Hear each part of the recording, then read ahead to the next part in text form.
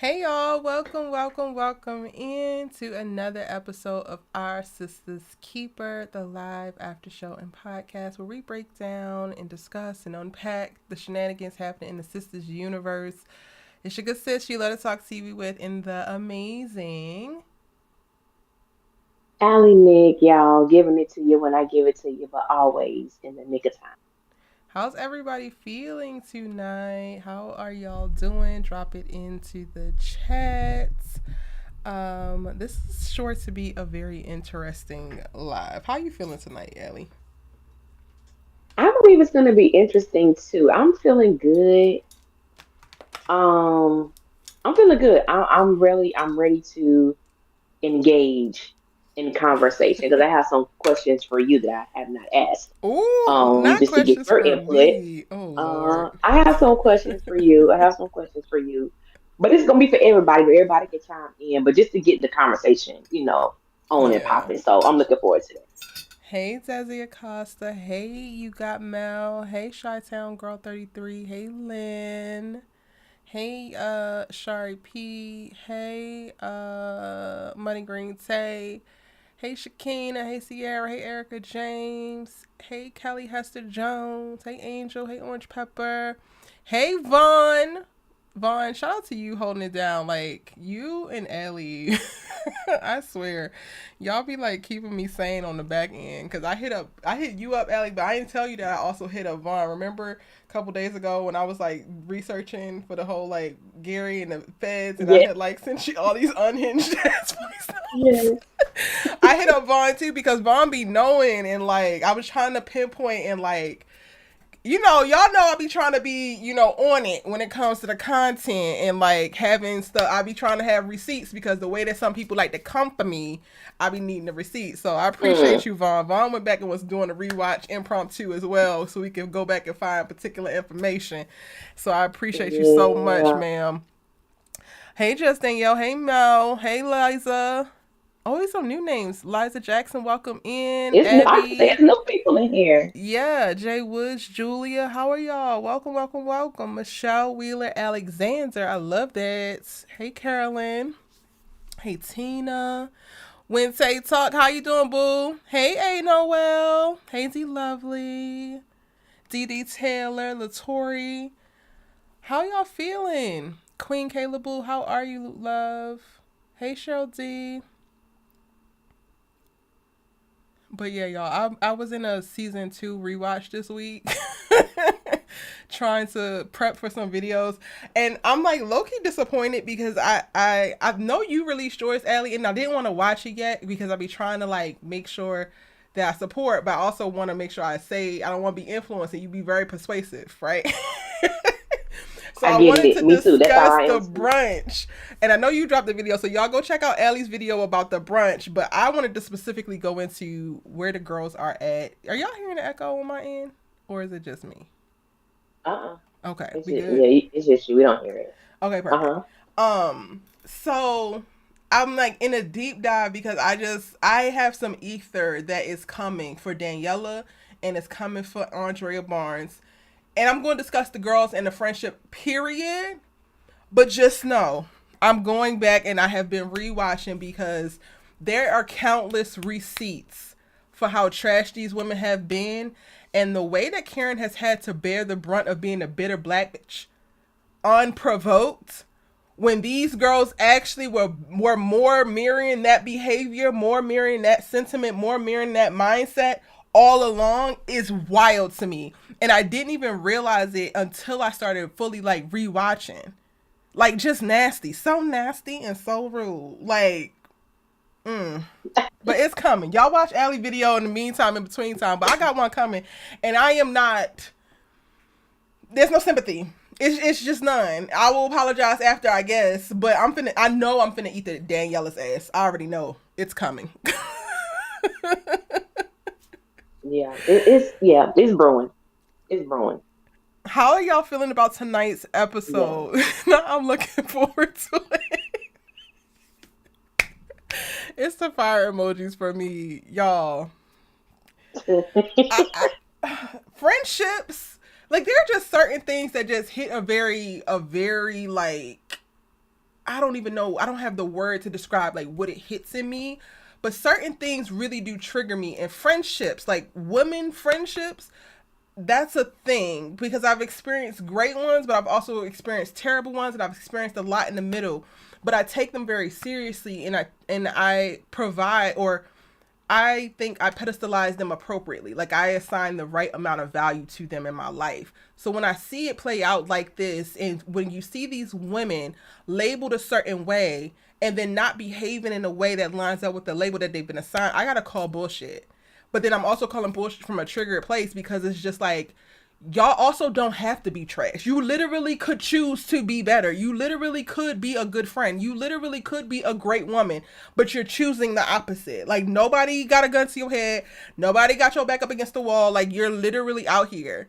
And shout out to my real life homegirl, because I was on FaceTime with her before I got on this with y'all, and she like she has to listen to some of my unhinged ass takes when I'm just pissed about something. And she happened to call me while I was watching Sisters.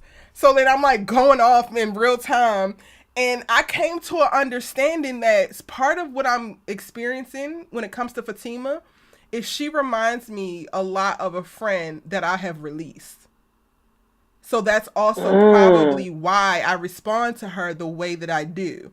Because so much of her is a mirror for a friend that I had to walk away from because of the same and how all of her and all of her man started to impact my life. So we can get into that a little bit once we get to Fatima of this episode. But shout out to my homegirl who had me realize that, because it was the first time I actually, like, I was like, Fatima remind me of this person. And because my friend knows who this person is, she was like, wait a minute, like, don't run past that. Like, that makes so much sense. And my friend actually knows this person as well, but in the knows of Fatima, she doesn't watch the show, but she knows of like all of the major beats. And then from my fucking ranting, and she's like, she does sound a lot like so and so, and I'm just like, wow.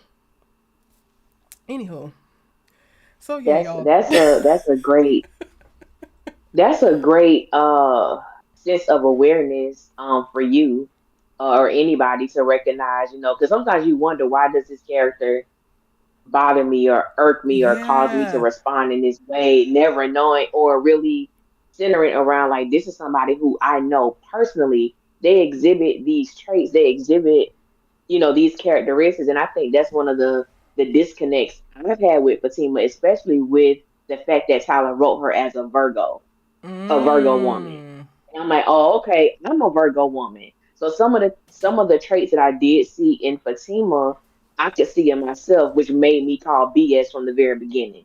I'm like, nah, this ain't.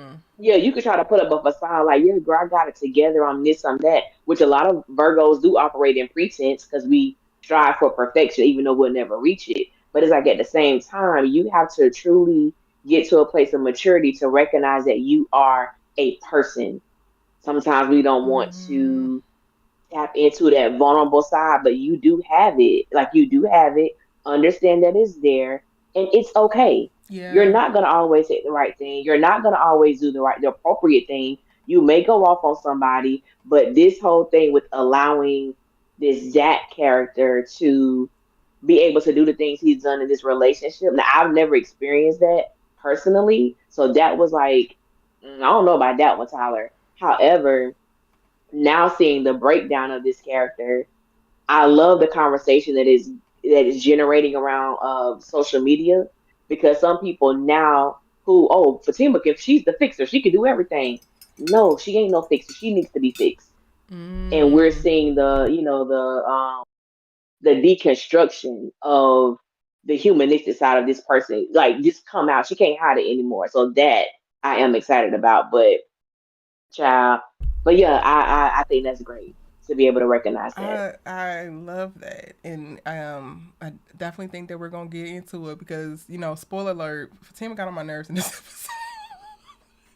She just did, and I'm just like, at this point, I'm over it. And thank God I had one of my good homegirls on the phone with me while I'm watching her get on my fucking nerves. So I'm like vocalizing, and this happens to be the homegirl who she gets all of my unhinged ass thoughts. If anybody wants to commit my ass, later on, they're gonna need her to do it because she's the person who I'm going to tell every diabolical thought that I have before I have it.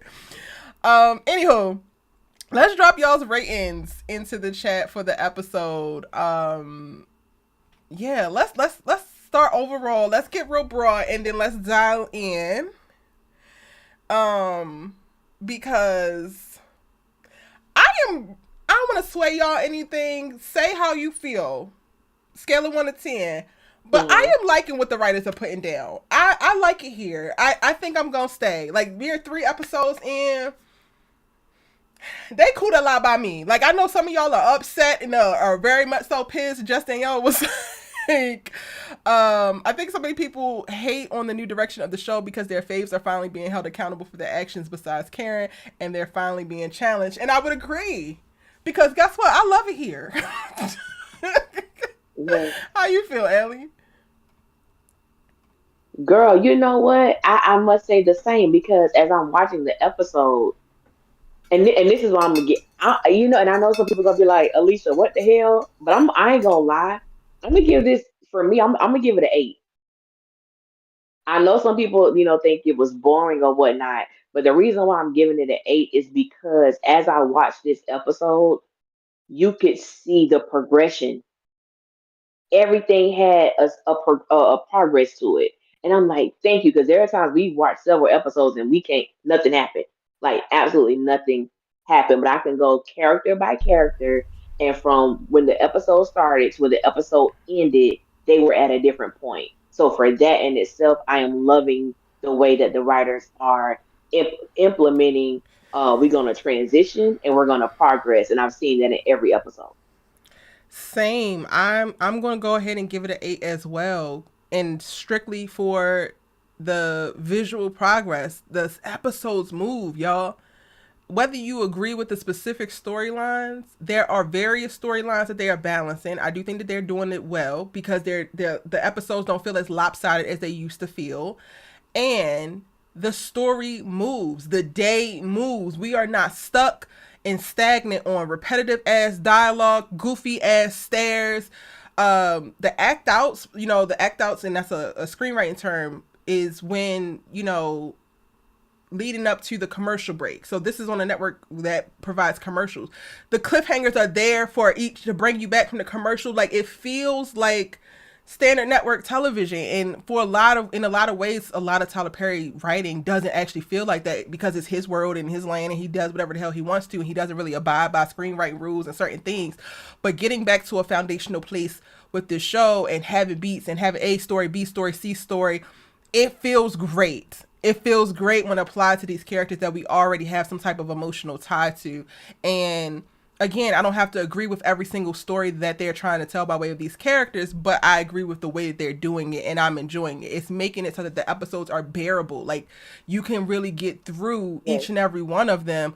And there's countless times last season where it's just like I fell asleep, or I just was on TikTok, or I was just doing something else because anything to pass this hour, because me watching the show ain't gonna get it. Angela gave it an 8. D Lovely gave it a 6. Kelly Hester Jones gave it an 8. Mel gave it a yawn out of 10. You were bored. Wednesday Talk gave it a 7. Hey, Kimberly Felder, welcome in, boo. She gave it a 7.5. Lynn gave it a 5. Really? Tracy gave it an 8. For anybody rating it a 6 or below, can you say why for us, pretty please? Shakina says Karen a 10, episode a 7.5. Natalie Rose gave it a 5. Erica James says not enough Karen. But you know what?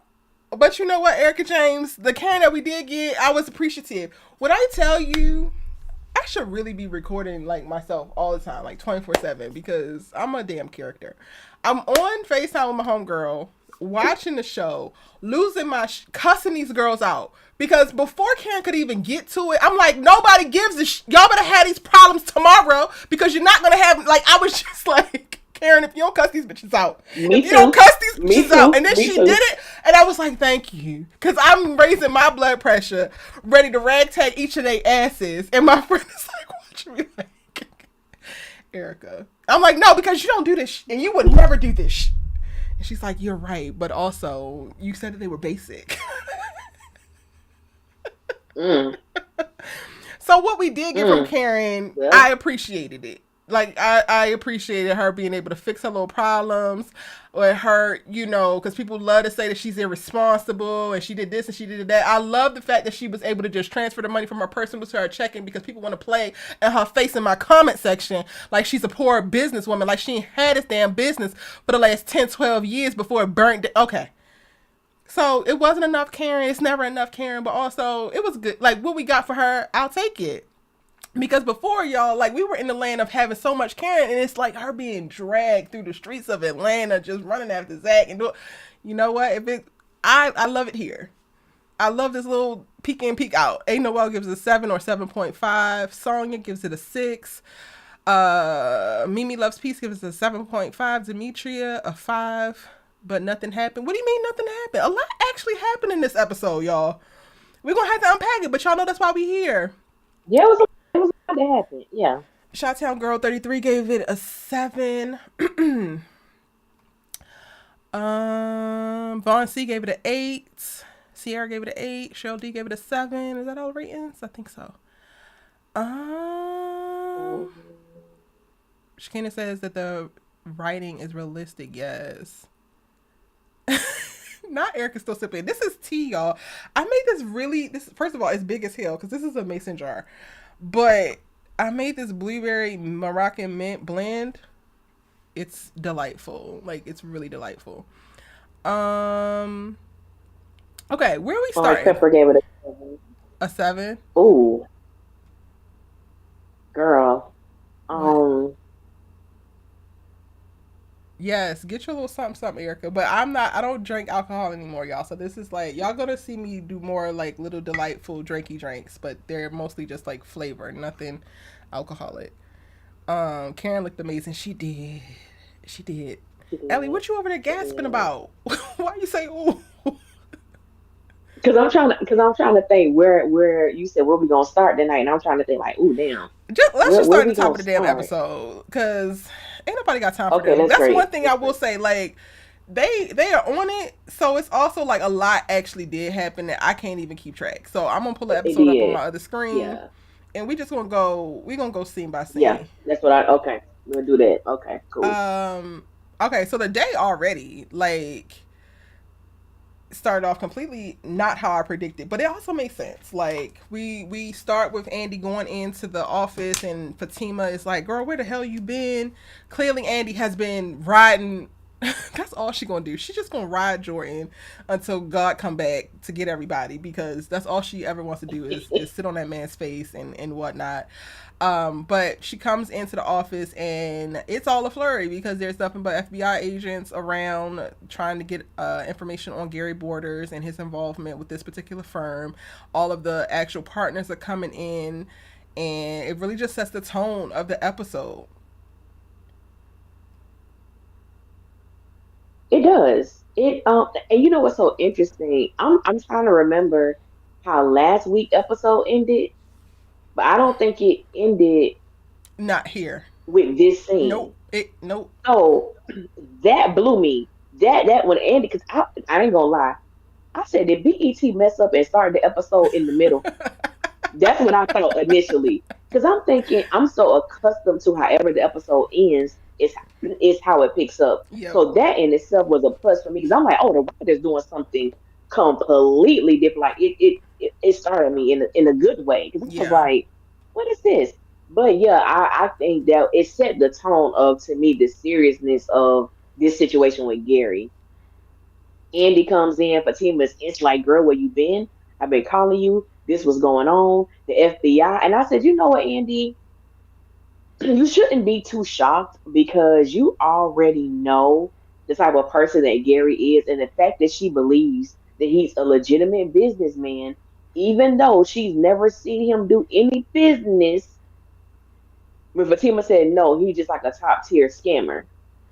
And I that's mean, exactly what Gary is. with that though, it's like we have seen him in the series. We have seen him working with Jake slash Bryce, right? Like we've seen enough to Yeah. really buy into he's a hedge fund person.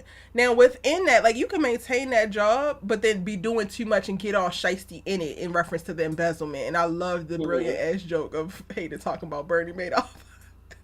Brilliant. I So died. I died laughing. so it's not like too much to think that he's actually an accomplished businessman. It's just that he happens to be a greedy one, like a lot of these Wall Street types get. You know what? I guess for me, I just always thought Gary was shady.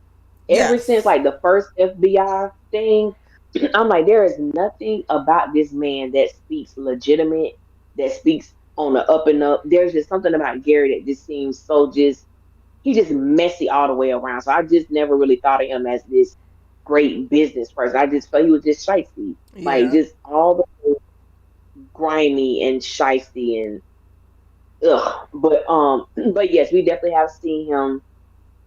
He dresses well. We have seen him conduct business, and I believe he knows what he's talking about. It's interesting because I really want to know what happened that made him take that turn to the dark side. Because I believe at one point he was probably strictly legitimate, but it's Yeah. like what happened? But it goes back to what you said. He just got a little too greedy. Yeah. He got a little too greedy. And I don't even know if we're gonna get the full backstory on this because I feel like they're moving really quickly with the Gary character and his development. Like even his like descent into this psychopath or uh I'm not gonna go full blown psychopath just yet, but like he's definitely given sociopath. And yes, he was a menace before, but this is completely different. And I feel like because they have so much story to tell in reference to this and how quickly they're trying to move him through this, I don't even know if we're going to get like Hmm. what was the thing that made you change within your career. Maybe we'll from what we get in reference to the explanation around him and his obsession with specifically like juggling so many women might help us like piece it together, but I don't know if we're ever really going to get that backstory, which is unfortunate. It is, but I'm also loving this villainization of Gary. Like I know some people want him gone forever, and I get it, but I actually truly love watching this because Mm-hmm. Cheeto is playing this so brilliantly. He really is. Like even he's playing it so brilliantly. Even like the I want to jump, but even when he was trying to get himself back in scene when Penelope walked out after he intentionally spilled that food on her, Yep. like after he took pictures of her stuff, like him trying to get back to that place of, oh, I'm sorry. I was like, Cheeto is playing the hell out of this character. I love it. I Yeah. absolutely love it. Um yeah, I agree. I think that this is probably going to be Cheeto's best season yet, but he's getting so much just leeway to really go there. Which is really really exciting to see even though it's tragic to watch because he's definitely a menace. Um it still brings me to the whole damn Karen, why in the hell are we having a freaking grand opening on a damn weekday when people got all of these things going on, girl? Like they went like Andy went to whole work. Like Sabrina went to whole work first. Homework. Like Sabrina, I mean not Sabrina. Danny is vacuuming her dining room table at the top of the episode. Why are we having this on this day? But okay, girl, you still got a really bomb turnout. I don't want to jump too far, but cool. Um, Girl, that I, was I funny. get that Fatima is Andy's homegirl and all, and we supposed to keep each other calm. But Miss Mamas, you're going to jail. It sounds like to me. Andy needing that reassurance of like I should be okay, girl. You got a whole penthouse from this man. You got a Rolls Royce from this man. You've been playing Boo Boo the damn Yes. fool up until 3 months ago with this man. And y'all, I got another set of eyes because again, I have rewatched half of season 2 when this was like Gary's heyday, and Andrea was kicking up all this dust behind this dusty ass man who Karen is trying desperately to get her to separate herself from. And she's like, I just need a minute, Karen. Hmm. And Karen's like, you do realize your minute has lasted 6 months and y'all want to vilify her for it. But again, this ain't about Karen. Like, Andi, girl, you should be worried. You really should be worried because the amount of hoops that you jumped through, the goofiness was at an all-time high behind this man. And if you lose your career behind it, I would not be surprised. And I kind of actually think you should be fired. I'm just saying. I think that you probably should be fired. Is that wrong to say? Am I supposed to say I that? think that she should be fired. Hey, you ain't wrong. She should be fired. Andy should definitely be fired. Number one, if we gonna go back, the moment Jasmine showed up and she realized that this is Gary Border's wife, ended. It is a conflict of interest, ma'am. But no, the penis too good because you know you addicted to the penis. So anyway, then when Leslie showed her the pictures, look, people tracking you, it still wasn't enough for you to let Gary go. And you're a lawyer. It is a conflict of interest. What are you doing? Yep. You should be fired. Literally fired. I mean, truth be told, before the robbery, Sabrina shouldn't have no job either. If we Wait, want to keep it all the way why funky, should Sabrina not have a job? Wait. I think I think she gave out Zach information. Like Sabrina was doing some little grimy stuff in the bank, giving out people personal information she wasn't supposed to a number of times. I'm like, yeah, you Okay, shouldn't have no but job. okay, but Zach information, it wasn't as like big and like tied to anything. The only thing that she actually got in trouble for was doing a wire transfer from Gary to Andi, but she even followed protocol with that. It was just that Gary whatever was going on with Gary. So technically she shouldn't be fired because they don't know about that. But like Andi has stuff that like everybody knows about. Like nobody paying Zach ass no mind. And it's not right. But her saying what the hell Zach had, she shouldn't have done it, but you know, we all got friends that work somewhere that do something. Hell, I got some sisters tea that I probably shouldn't have, but you know. That's true. That's true. That's true. But we keep it clink clink. The problem with Andi is she's too like everything is so front and center. She need to be seen, she need to be heard, she need attention, and everything is so loud with her. So even you like even Andi with the struggle with this Gary relationship, it's like, not that I think that women should suffer at all and definitely should not suffer in silence, but if you have already taken your friends through hell and high water with this and you still choose to be here, which is also part of what I'm getting to with Fatima. So I'm going to bring this back again when we get on her. But like, it's at some point, shut the hell up about it. Because if you're choosing this misery, if you're choosing all of this, then you need to be as quiet as possible because you look dumb as hell. So you need to be covering your own ass at the bare minimum. And if you can't do that, you deserve to lose your job. Those are facts. Facts are just facts. But Andi should be fired. The biggest part, really though, she really should. Biggest part about this is not even the whole Fatima debriefing Andi. It's the fucking Hayden for me. Hayden comes in and he talking about he gonna look out for Andi. If Andi look out for him, he ain't gonna mention her. One, I believed him even though apparently he can't be trusted. But I really like this energy that this Hayden got. Like, girl. And it's not that far of a departure from the old, like, he's still giving resentful Negro, right? But he's not giving incel. So I can get with this. Like, I can get with the conflict that is, you actually want to go on either one of these women. So the sexual tension is there. But you also carrying yourself like you're a grown-ass man and not a little-ass boy. So I appreciate that. That's what it is. It's this newfound, and we've seen it for a few episodes, but it is this newfound confidence that Hayden possesses or that he exudes. It used to be like, you know, how he used to lie. Yeah, man, I be getting all these girls, man, and, you know, all white women love me. No one did. No one loved you, Hayden. Nobody. I guess Fatima gave you some sympathy coochie at one point in time, but nobody was feeling you like that. Right. But now he's carrying himself like, I'm that good. And it's cute. It's sexy on him. I'm here for it. It definitely I really, and then the way he came up and put his arms around both of them, I was like, yes, Hayden. I loved it. I loved that whole little thing. I come in. Because you know you're a hellion. You already know that you're a hellion. But you know what? I can appreciate that you know it. Okay, cool. Let's Yes. roll.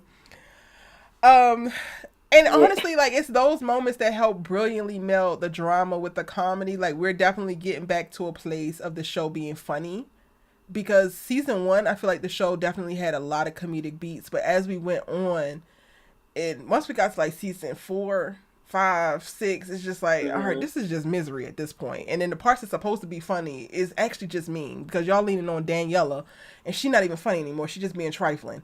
So, Yes. mm. The Hmm. next scene from there is Danny vacuuming her dining room table. You know what? When Okay, that I said I ain't never seen Danny clean. not only I ain't never seen Danny clean. Okay, so I am really battling the duality of like, I'm in a season of Daniela. What's her last name? Daniela King. F King. Daniela King. I'm Hmm. on her head, but I also don't want to be extra biased and hateful. So I vacuum everything. I'm not even gonna come for her because I do. I will take a vacuum to damn near anything. But watching her vacuum this table, I was just like, girl, what are you doing? What is going on here? I don't know what that was. I think I was just fascinated with looking at Tony. I Um, mean, well, I shit. liked him. I mean, it was great looking at him, and I'm like, what kind of rapid appointment was this? You Not the text her, therapist she was in on the the way, like area. you just it's not in the air. I'm just like, this is something. Okay, all right, we'll go there. But I Tony scored major points in my book today, and I said, Lord, I never thought I would like him, but I really like him, and I think the thing that made me give him these extra points is when he was like, tell Karen I said congratulations on her grand opening, which lets me know that he's attentive to Mm. her friends. Like we already saw him reach out to Sabrina on the topic of therapy when he knew he couldn't get through to Danny. And then to say, hey, tell Karen I say congratulations on her grand opening. I was like, not you being down for the friends too. Like it was something small but big. And Yeah. I just really like that the writers implemented that because I think it's showing more about his character and his personality. And I just think that was very important. I didn't want to overlook that. I just think that's very important that they wrote that in tonight's episode. Yeah. I mean, Tony is definitely showing up and showing out. We have left alone the whole I hate Tony phase because, he is definitely top tier, giving elite of the new boyfriends. He is showing improving. He's doing something that I have been also like raving about in reference to, I feel like his actions back up the things that he say, and too many people have lip service on this series, like Rich be saying a lot of but I'm not seeing you doing nothing. I got receipts for my angst and my attitude with your ass. But okay, once we get there, um, Tony is he's doing what needs to be done. My only apprehension when he comes on screen, and this is gonna sound so bad, and this is gonna sound like I am not a girl's girl, but I promise you I am a girl's girl. I promise y'all that, and I shouldn't have to say it.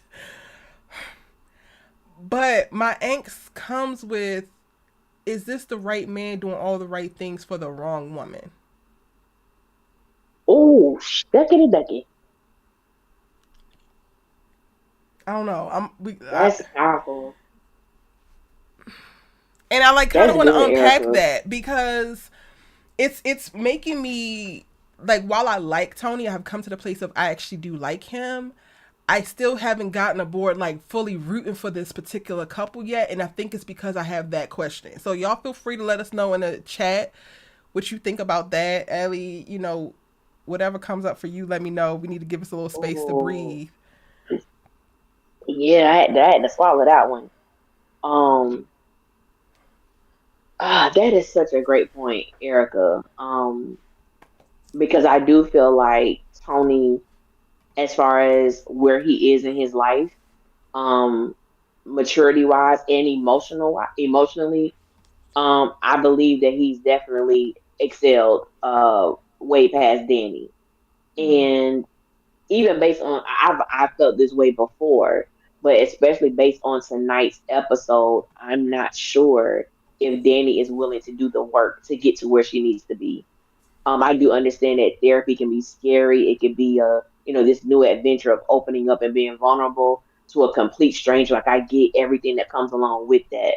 Um, but I'm like, you called this woman to come over to your house. You weren't even willing to do anything. You know what I'm saying? Just, I mean, nothing. Um, it's gonna be an interesting journey if this therapy situation continues to happen. But just by the outside looking in, it looks like he's gonna be the one hurt in the end if it goes the way Right. that I think. Right. And again, I'm definitely a girl's girl. Like, I don't pride myself on finding myself on the side that's agreeing with the heterosexual men because they be set tripping sometimes. But I also am not going to discount a man who shows up in the ways that many women are begging for men to show up, and to be met with seemingly unsurmountable obstacles in the form of a woman who needs to be saved but also is not ready to allow anyone to help, and it's not actually looking for help.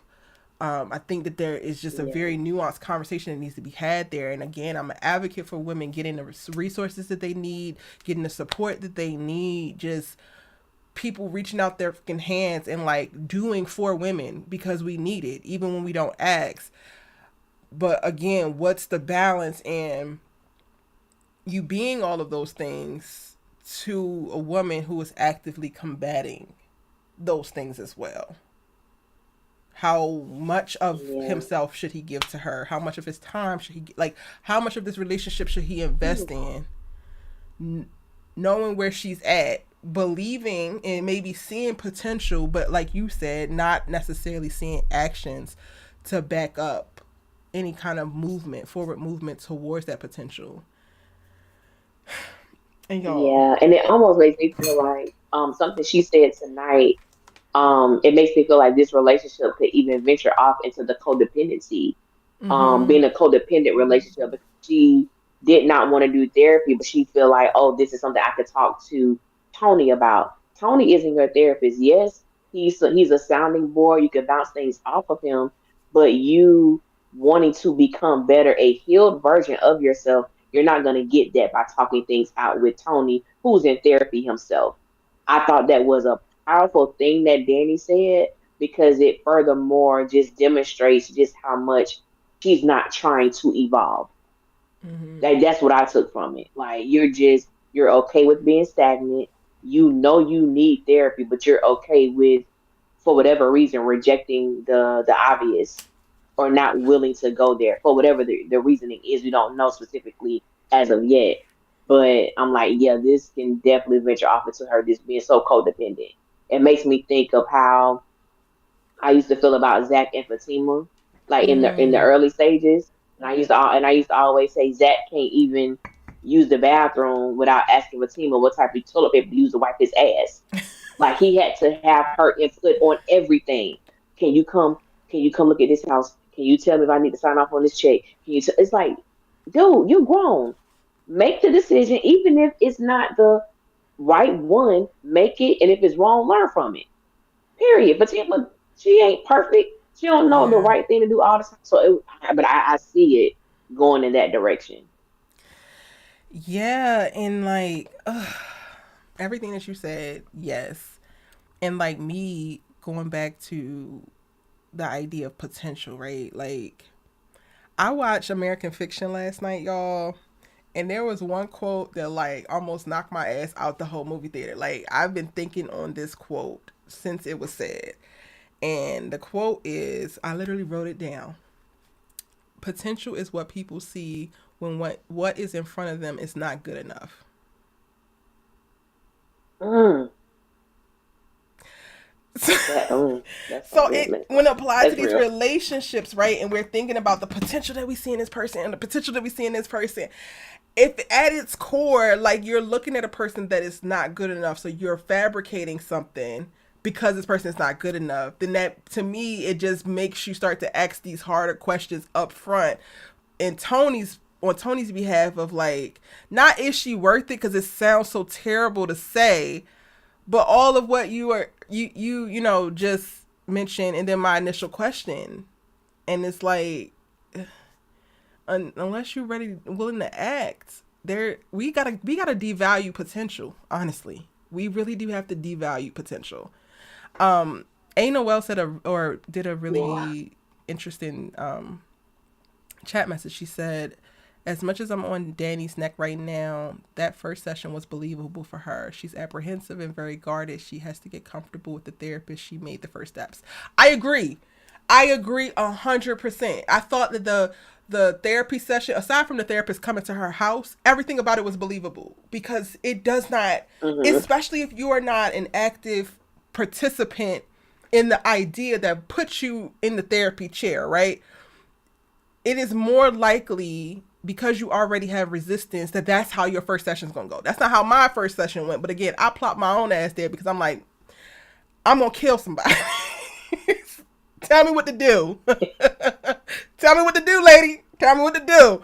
But for her, it was very, very realistic. I think the criticism, though, that we have for Daniela is bigger than just her not wanting to take action specifically in a therapy session, but also just how she carries herself, this air that she has about herself, where everything that she says is right and everybody else is wrong. Everybody else don't know what they're talking about. Everybody else is blowing everything out of proportion. Nothing is never not what she sees it to be, which to me is dangerous territory for her to operate in, not just in her going on a therapy journey and actually trying to heal, which the therapist dropped so many damn gems in reference to like her Did actually wanting the she? healing. But it's dangerous, and it has been dangerous within her relationships with her friends, within her relationships romantically. Like, her disposition and mindset has literally been a cancer for her life and will continue to be. So when I ask the question of like, is he being the right man, the best man to the wrong woman, it's more of that, because she still is very much so in a place of, don't save me, I don't want to be saved, I can't, like, because I don't need to be saved. So you don't even realize that there's a problem. What the hell is anybody supposed to do with that? Yeah. But I love that we were able to unpack this in this way, y'all. Those are things. And Yeah, this is what the that was freaking good. writers are giving us. Like, look at the material they're giving us to even be able to discuss. I'm just Yeah. saying. And even like adding to that, I'm gonna go further in the episode, but it applies to what we're talking about now. She's aware that she sabotaged the therapy session.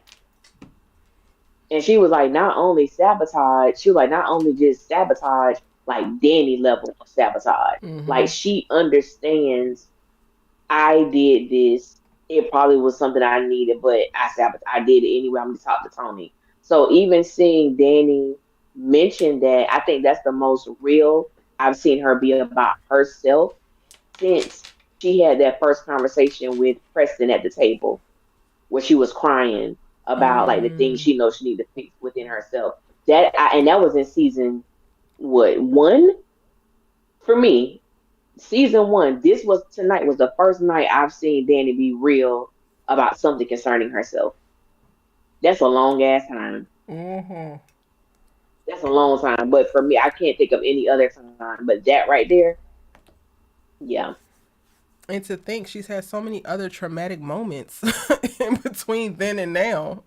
So even that is seriously, like, damn, girl. But okay. yeah. Um, so that's where we're at. Tony is being such a great boyfriend, so amazing. No, he ain't gonna help you clean up because ain't even nothing to damn clean up. You're vacuuming the damn dining room table, girl. This session was so damn short. Again, I do feel like the therapist It just did such a was. amazing job of getting to the nitty gritty, but then also giving her space. So again, shout out to these fucking writers Hmm. because not a Yeah. bit of like dialogue is wasted or unnecessary. Like, everything that is said is something that needs to be said, and if it's not said, then it's for a reason. Um, Hmm. and Carisha, we can't wait to see you again, Miss Mamas. Um, from there Yes. we go over to the damn salon. Pam, I don't give a good goddamn how good you look. Do not spend up the money on this damn lease, or that we supposed to be able to use to keep our damn lease. And also, all right, so this is why the episode is not a 10. So the writers, y'all doing y'all thing in reference to overall storytelling, but the details, we got to grab a hold of these damn details, because in what world, when the lease don't get paid, do the lights cut off? I'll wait. That's okay. We on the same page. We on the same page. And in what world do the lease not get paid and the freaking building owner comes like there are tenant rights. You don't get to just do whatever on this day. You got 30 days to put her ass up out of there. And if this is just commercial, like maybe it's 15 because it's not a residential thing. So like, let's be for real. And then also, why is it a lease? Because I thought she was buying this place. Why are we here? If she's not paying for this, like outright, it better be a damn lease to own. I tell you that. The details. That's what I'm thinking. That's what I'm thinking. That right there, I was like, all right, first of all, if you don't pay your rent on the first, your lights ain't getting cut off. And then there are things you're supposed to do lawfully when it comes to that. You don't come and ask me about Jack. Okay, cool. Then I was under the impression that Karen owned the building. So who is she paying? I don't, okay. Then, like you said, it better be leased to own, because I'm not understanding. That was the whole pull of her being in this location, because she could purchase it and own it. So I'm like, I'm not understanding. But all right. And I didn't like Miss Shauna. I didn't like her. Karen's fresh start. How cute. I said, "Oh, get out. Get your ass out Get of out. here. Get out, Shauna. Because you will get Get out of rag here." tagged in this hole. Don't be clear. Pam is about that life. Pam ain't one of these sisters, okay? Pam rides for Karen. And we don't like your attitude. Child. I said, what in the world?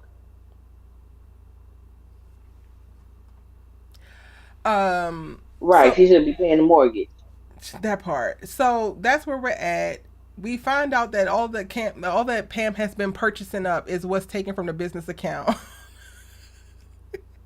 Okay, so let's go ahead and just talk about the salon, because even going by, we can't even go scene by scene, because we would have to stop at certain things because they do a great job of jumping in and jumping out. Let's do the whole salon. Yeah. Pam. Just combine everything. Yeah. Pam, girl, we appreciate you riding for Karen. We appreciate you being an amazing friend, because you are that. But in what world do you know that your boss and friend is struggling financially within this business, and you decide to go start concocting with bull sperm and putting it on the business account? You already know we don't have that money. Like, I need you to be for real. And I get that Pam is like, she don't intend to hurt nobody. But girl, this is the fresh start. This is also, look at how this place looks. Now we're doing big business. You need to behave like it. Okay? Behave like it, Pam. Like, it's one thing to have little cousin energy and we cool, they lie, yada, yada, yada, yada. But what you're not going to do is financially burn this bitch down. Okay? We done already experienced a real fire. We are not going to experience a financial one. Get your shit together. Okay? Yes. And it's obvious, we learned from last episode, that Pam doesn't understand business ethics and business practices, because this heifer think you could take it to the business write-off people and just get it written out. I said, okay, even if you thought this, Pam, you're swiping the owner's credit card to purchase this stuff. You don't think that deserves a conversation? You don't have the luxury to do that, even if you felt it was going to get written off. But that thing right there just got me. But yes, Pam, as you already said, yeah, that was just like, and I think for me, the fact that Karen has already had issues with a credit card in the past, yes, you would think you would have a little bit more, courtesy in how you handle her finances, being that she's already had to deal with a client using her stuff. But that darn Pam child. But yeah. So sticking with that, who we get to first? Did Trey come first? Girl. Yeah. Yeah. I totally forgot about his ass. He is a child. When he said shorty, I said, this is a child. You know what I'm saying? Sometimes you need a little, ain't nothing wrong with some young meat. Ain't nothing wrong with a little bit of Absolutely the young meat hell not. sometimes. Y'all can have it. Y'all can have it. Y'all can have it because that is a child. I was like, okay. He would not be able to ever open his mouth because the moment you open your mouth, I understand exactly how young you are. What? He was Oh trying to spit man, game so hard, and I'm just like, that was so funny. the box is over there. Please, you got it. Go ahead and get your groove back, Stella. I can't do it. Sometimes Stella got to come out. Sometimes Stella got to come out. I don't now me personally, I don't like young men. I don't deal with young men, but they're great to look at. And if you just want a little flame, ain't nothing wrong with some young ding ding. You know, go take a little shit around you. Shoot, nothing wrong with that. You're a little tender. I guess. But this time around, though, I did find it interesting that Karen, because the first time she wasn't paying him any attention. Yes. This time around, I guess, she was, she wasn't busy doing stuff. So she got a chance to look at what she was looking at and she liked what she was looking at. I Well, said, that Karen, go don't ahead and count. gaze, baby. That did not count because she's probably Yeah. overheating. She got them damn babies in her belly and the fire down below. Girl, I ain't hating, Karen. Hey, if you want to have a little rendezvous with Tenderoni Trey, go ahead. And That's my name for him, Tenderoni Trey. he just Go sounds ahead, so girl. damn young. I mean, if you need an itch scratch, Karen, I guess, girl. I guess. I mean, Yeah, you he can't ain't get got to pregnant talk. again, We, so. we do not need to talk. We don't need to have no conversations because what we want to do don't we ain't got to talk. We can be on mute. We The can have scene our with him own though, mute challenge. he just gave child to me. I was just like, somebody don't come get this jigaboo because I just cannot.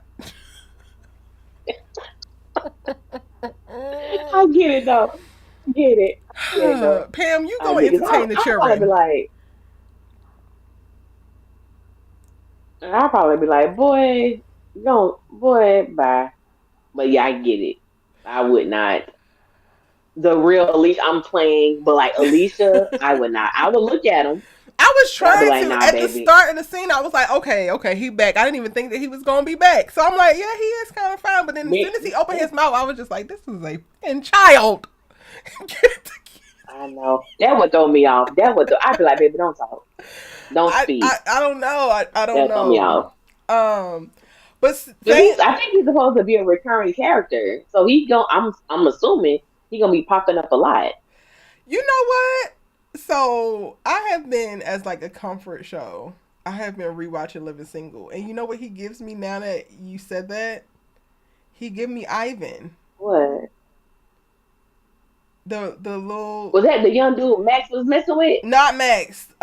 He was the messenger, but got Oh, fired from his messenger oh, job, and he was in love with Khadijah. yeah, he was in love with Khadijah. Yeah, Yeah, he gives Ivan. yeah. Okay, so he can hang around and I give don't know. I think he Ivan. got a little bit more. I think he got a little bit more swag than Ivan, though. Really? He got a little bit more swag than Ivan. Yeah, Ivan was he fine, was. Now child. Ivan would be some. Ooh. I, Ivan was fine, but he made me think more like child. But that's also He because made me his think lines child. was like, "I will get my mom's car." He's like, Yeah, it'd he be kind of definitely hard for was me to giving take him child. seriously, knowing he was on that bike. He baby, you on Yeah. the 10 speed. Where we going? Mm-mm. Well, listen here, Zach just got his No. ass up off a bike 6 months ago. Okay, because he was on that huffy. Okay. Okay, but staying with the salon, y'all. So, first person to arrive is Daniela, who's had a terrible day of sabotaging her own life, and she must divulge that. Girl, say that for tomorrow. After that, next person to arrive is Sabrina, who just had the conversation with Rich. Okay, girl, I love you, Sabrina. Mm-hmm. Actually, you probably the one I would give the most leeway to, but also say that for tomorrow. And then Andrea Barnes, who was actually having a shitty day, who's actually probably about to get fired. But also, you can say that for tomorrow because you the bitch that always got a fire. I am always putting out fires for you. So absolutely the hell not. We're not talking about it today. And I love that Karen stood her ground about that. I love that she stood up for herself because you hoes didn't even come here to help me out. Daniela, you sit up here getting a damn therapist to rework her damn schedule to swing by your house real quick and then throw her ass out 15 minutes later. You could have been here blowing up balloons. Sabrina, you was at work. That's fine. Literally. So I'm gonna leave you alone. And Andrea Barnes, the chickens are just going to go ahead and hatch. You didn't already laid them motherfuckers, so you could have been here blowing up balloons too. You gonna lose this job, you're gonna lose it regardless. You could have helped me, ho.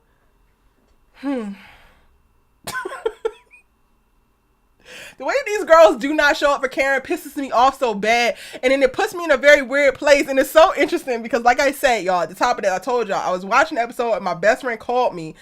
And she don't watch the episode, but she only knows what I tell her and then, like, what I used to make her watch with me. Like, I think I made her watch season 1 as a team because I was in Miami at the time at her house.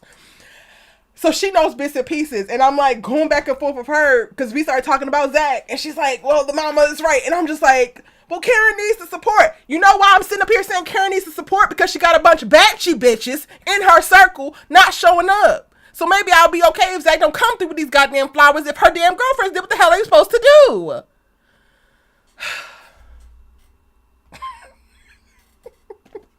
I just said a lot, Ellie, so feel free at whatever points. I'm just saying, ever since the messy brunch, and I know I said this last week, it's gonna be very hard for me to watch sisters and go on with the perception that these are sisters and these are friends. Exactly Because that. the way they was at that brunch, it just and I was with you when we was talking about Sabrina last week, but I went back and watched it. I was riding until Sabrina co-signed what Danny said about Fatima not shooting Karen. And she was like, yes. I said, wait, rewind. Sabrina Yes. I said said, oh, so you yes. co-signed it, Sabrina? She was like, Oh. yes. I said, oh, no, sis. I was with you. I said, I was riding with you. Because Erica said, I'm like, yeah, yeah, girl, you was right. But when I said, oh, no, you co-signed. So, first of all, I do understand that all of them had things going on. My whole thing was when you knew you were not going to be able to be there at the time that y'all told Karen, shoot her a text message, let her know that hey, maybe there was somebody, maybe one of her stylists could have came and helped somebody, but y'all didn't even do that. Then you come there and you're late. She did everything, I'm sure, along with Pam. And then when y'all get there, y'all three heifers laying down y'all burdens as if it's not her day. It's her day. Damn what you going through at your job, and if you're gonna get fired, sis, you just gonna get fired. Damn you wanting a baby by Rich, Sabrina. And Danny, I don't give two damns what's going on with you at this point. This has been all the way honest. So it's like it's her day. And my thing, I love the fact that she did that Karen said what she had to say, but it's the fact that she had to say it. It's the fact that Y'all she are gonna had to keep say going it. on.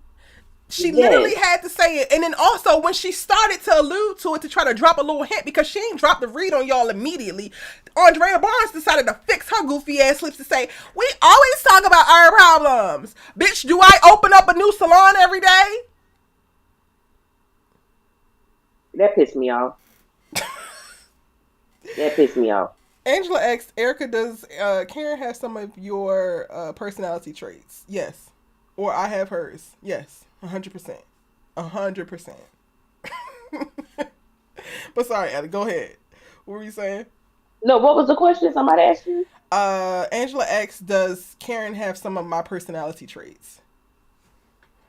Oh, okay, gotcha. I don't know if Um, they asked that in disingenuous motives or not, but the answer is yes. And that's fine for me, oh, whether because I it's was supposed just to be because positive or I couldn't negative. hear. Um, Yeah, I couldn't hear your question. And and I myself too. One thing I found myself in my personal life, and I get what you say about friendships, because to me this was another indicator that Karen gets the short end of the stick. She's the one who gets dragged with it, and it really irks me because it's like I've been one of those friends because I'm not soft spoken. I say what I have to say, but I say it in a respectful way. But I'm going to say I don't like this. This is how this makes me feel. I didn't appreciate blah blah blah. I'm very expressive in that way. And sometimes I would get a bad rep for, oh, Alicia, man, you can't say nothing to her. Mean, or it's like, well, she don't play, and it's like, no, it's not that.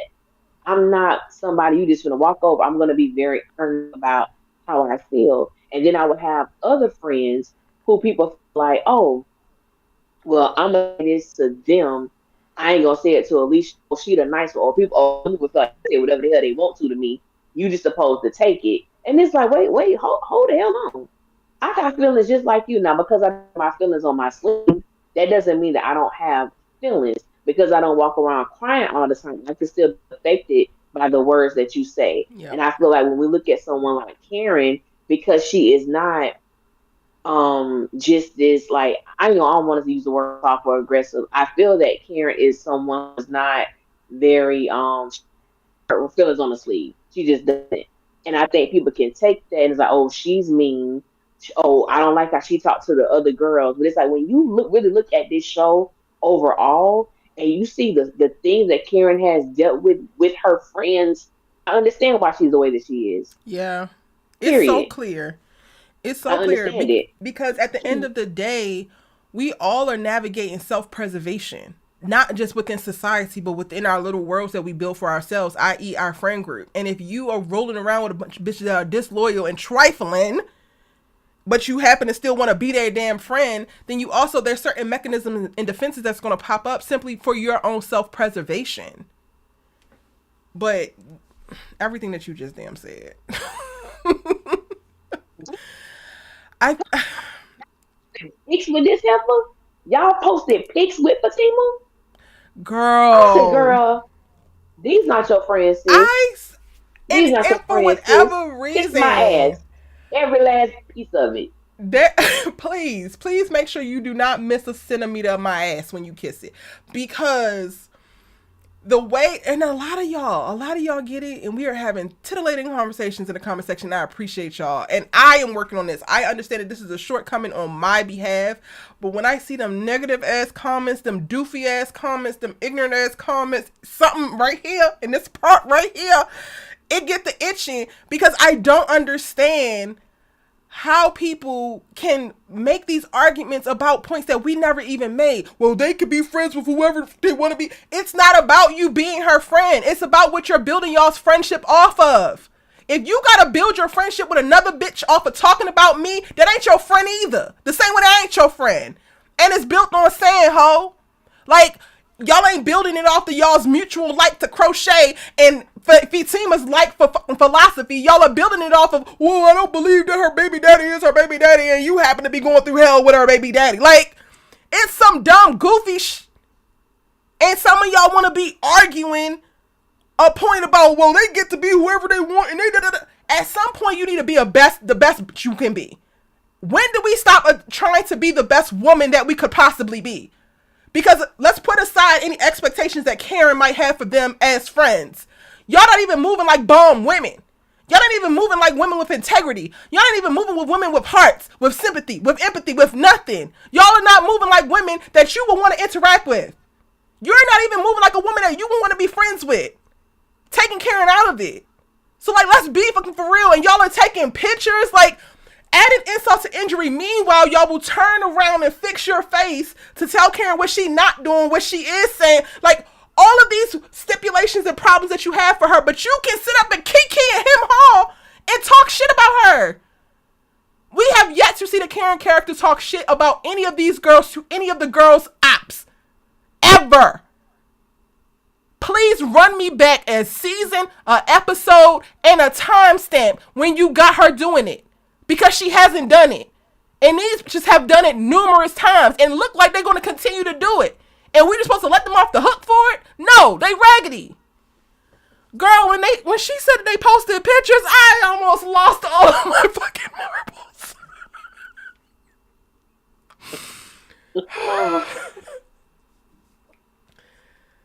These bitches enrage me. They really do. I was like, we have pictures posted on social media of y'all with Fatima. Huh.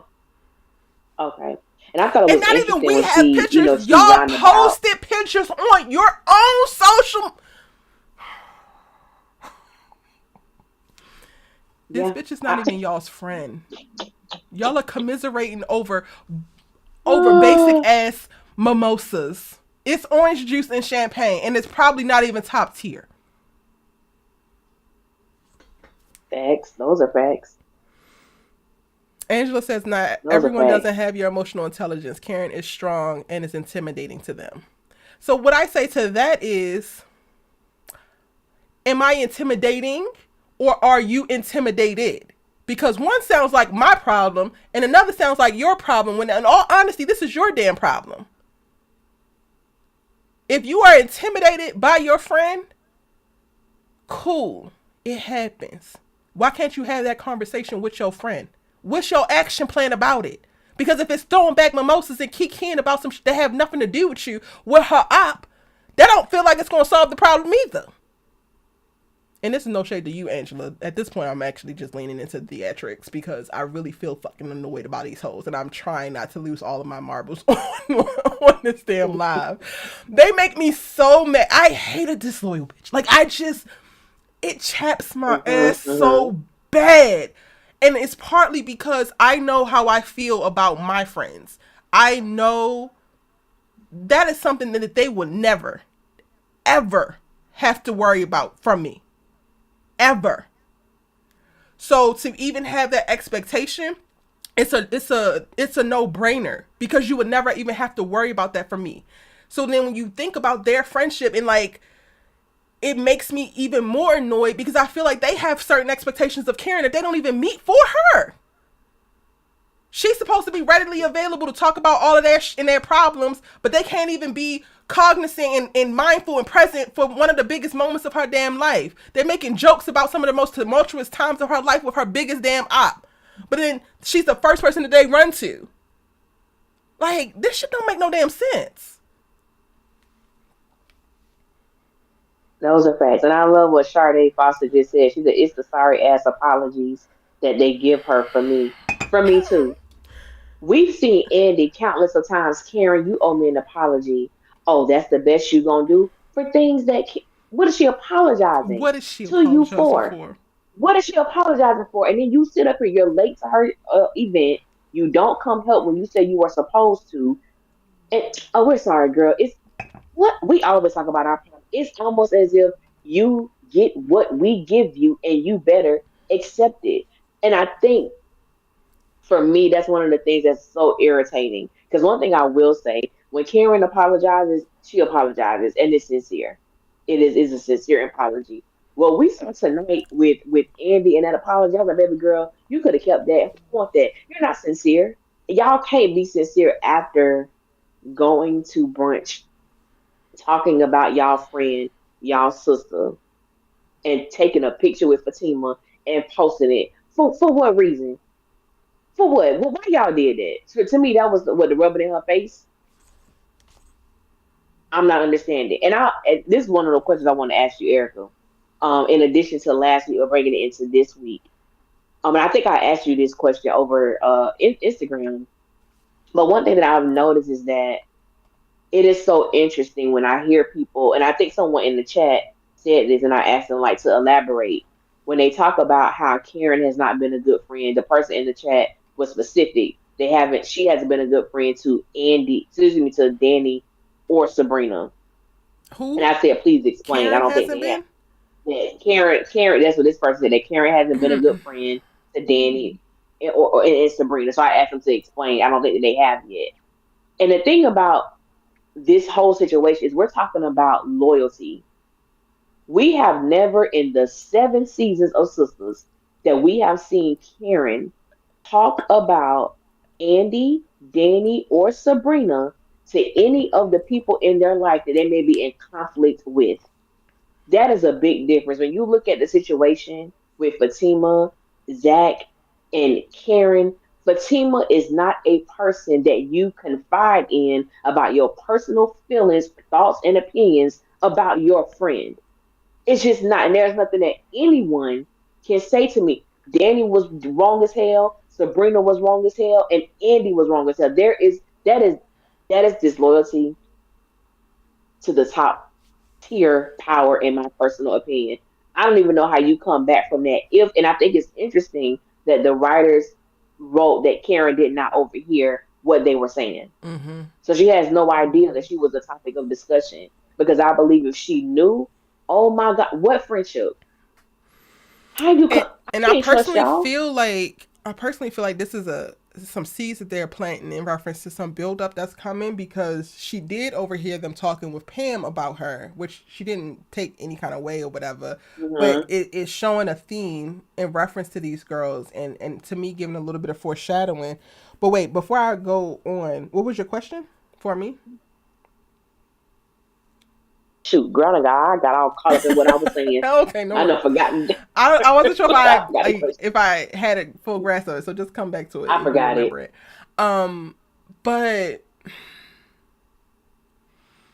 I'm just not taking any more Karen slander in reference to the whole friendship thing, because the proof is in the pudding, and too many people are sitting, they're watching the show and then they're concocting something else in their brain, and then they're coming trying to have a debate about it, and it's just like, I cannot debate you on what the hell you came up with up here. Like, I just can't. Like, I can only debate you on what is actually happening and playing out on the screen, and what's playing on the screen is these are some raggedy ass homegirls, these are some raggedy ass friends. They're actually not friends. None of them struggle in the times where they feel like they are finding success or they need attention or whatever. None of them struggle to point the spotlight to them and to expect everybody to look towards them. When Andi got her damn job back and invited Fatima out with the girls so she could tell everybody the news at the same time, it was very much so about Andi, even though they all had going on. That was when Sabrina just found out about the damn panties, and I think Danny had just been called a gal and locked up, and like all it like, but y'all all are Hmm. sitting there and y'all are first prioritizing Andrea and whatever the hell she got going on. And then once the conversation naturally goes to that place, then y'all can discuss whatever's going on, and that's something that Andi wants in the moment, so that y'all do. So yeah, that and the half-ass apology, for me, to me, apology is not an apology if you don't fully account for like what the hell you actually did wrong. If you're just apologizing so I can stop being mad at you, you're not actually apologizing, because that is not going to be tied to no type of change behavior. And we've seen time and time again that these girls don't actually feel like none of the things that they're doing to Karen is wrong. We did get a nod to of like, okay, girl, we should be focusing on you right now. And it's like, not even just because of this damn opening, but also y'all need to do a better job of prioritizing and shifting how you prioritize attention within these friendships. I should not have to open a damn salon for y'all to understand that you are not including me, or understand that you don't see me, or I don't feel damn supported. Meanwhile, the moment that some shakes, y'all are headed right over to my house. Facts. These girls disgust Those me. are facts. And they continue to like perpetuate this horrible ass narrative, which could be true for people, because like I said, I've experienced some very terrible friends.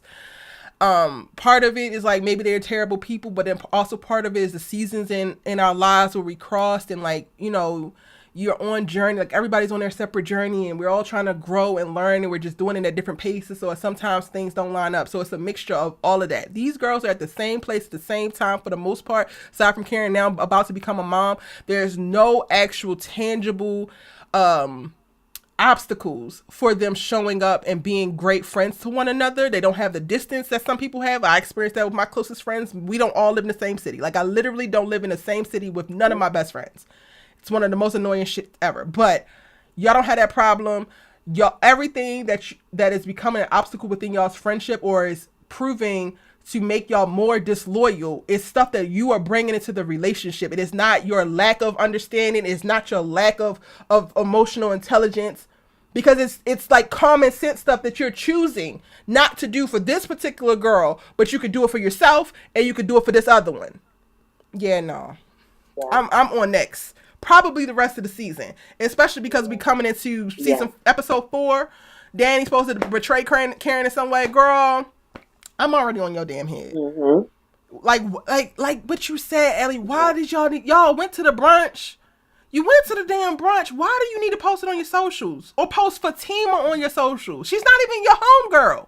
Oh, right. Right. That whole thing is just really interesting. The more, because I went back and watched it, and I really paid attention to that scene. I'm just like, I just I just can't. It was just wrong from the beginning to the end. But I will say this is the most I've seen people who claim not to like Karen who were very honest about this scene. They was Really? like, no, I would have felt some type of way. For me, the people I've experienced, they were like, I really would have felt some way. They was like, I don't care. This scene. messy. This scene right here, none of them bees will be my friends ever again. Like, because at the end of the day, I think when you can take whether you like a character or not and look at the situation for what it is, you can have real dialogue. You know, you can have a real Mm-hmm. conversation. Because I'm like, if your best friends, your sisters, was with a chick that you don't rock with like that, y'all got conflict and tension. They done went out to brunch with her and they took a picture and posted it. This what we doing?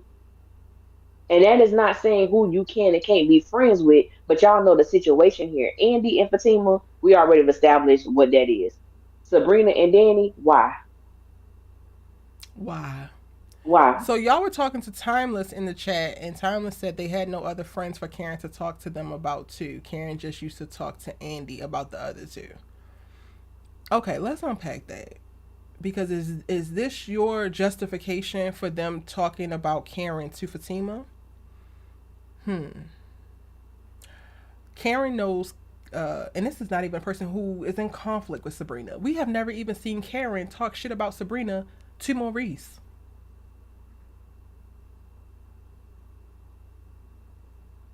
Okay. Yeah. Um Mindy, Yeah. from what we know, we have only heard from Zach's mouth that they used to talk about Danny, but we have never even seen Karen talk to Zach about Danny. Since you're saying that there's nobody Not there ever. that she could actually talk to, and from what she has talked about in reference to Andrea,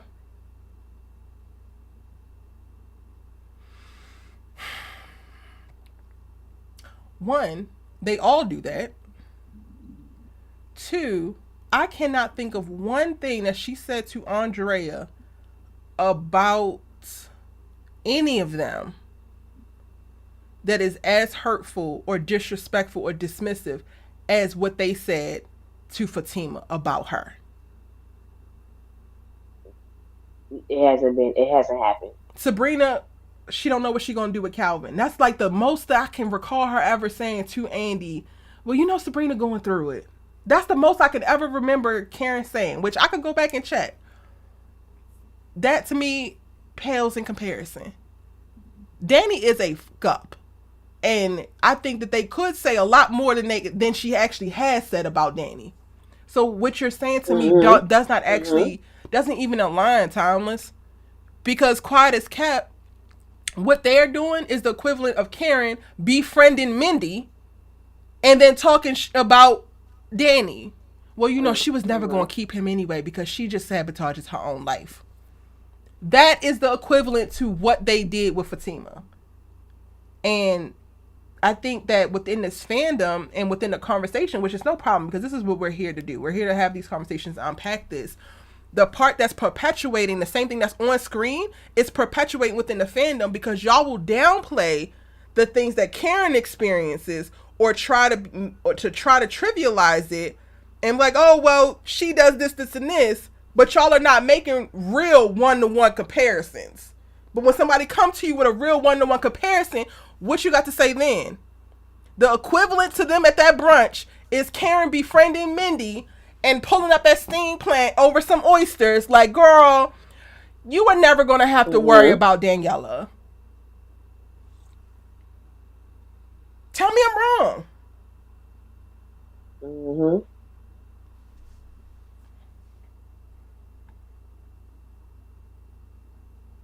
They can't. It is what it is.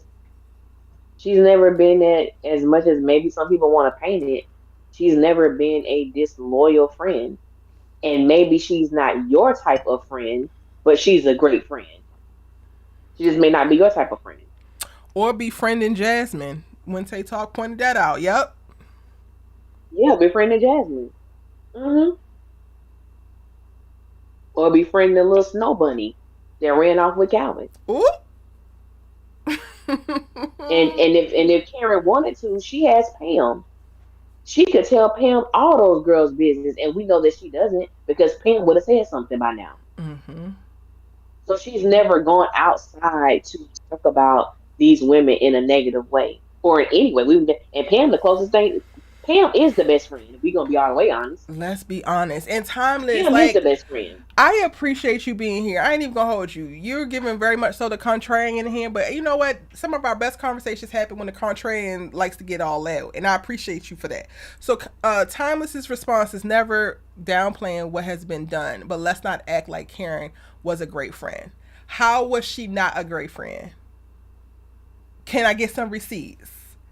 Because I actually am working on a video that is going to speak to the friendship dynamics as a whole. And part of me doing that is like providing receipts on how Karen has shown up within these friendships. And I am flabbergasted, in all honesty, of how she consistently has shown up. If we are just going to focus on Andrea Barnes, you told your friend from the jump that you was in a relationship with a married man who was supposed to leave his wife for you. She rode with you on this relationship for 6 months until it starts getting even more volatile to the point where it's trickling off into your work. It not only in your personal life, things are starting to come up where you got to represent and then manipulate the wife so that you can get him out of this and get him out of that. The feds are coming, this and that. We watch the play by play. Karen didn't divulge to Sabrina or Danny that this man was married. She rode with her friend even though she didn't agree with the life choices that she was making in reference to this particular man.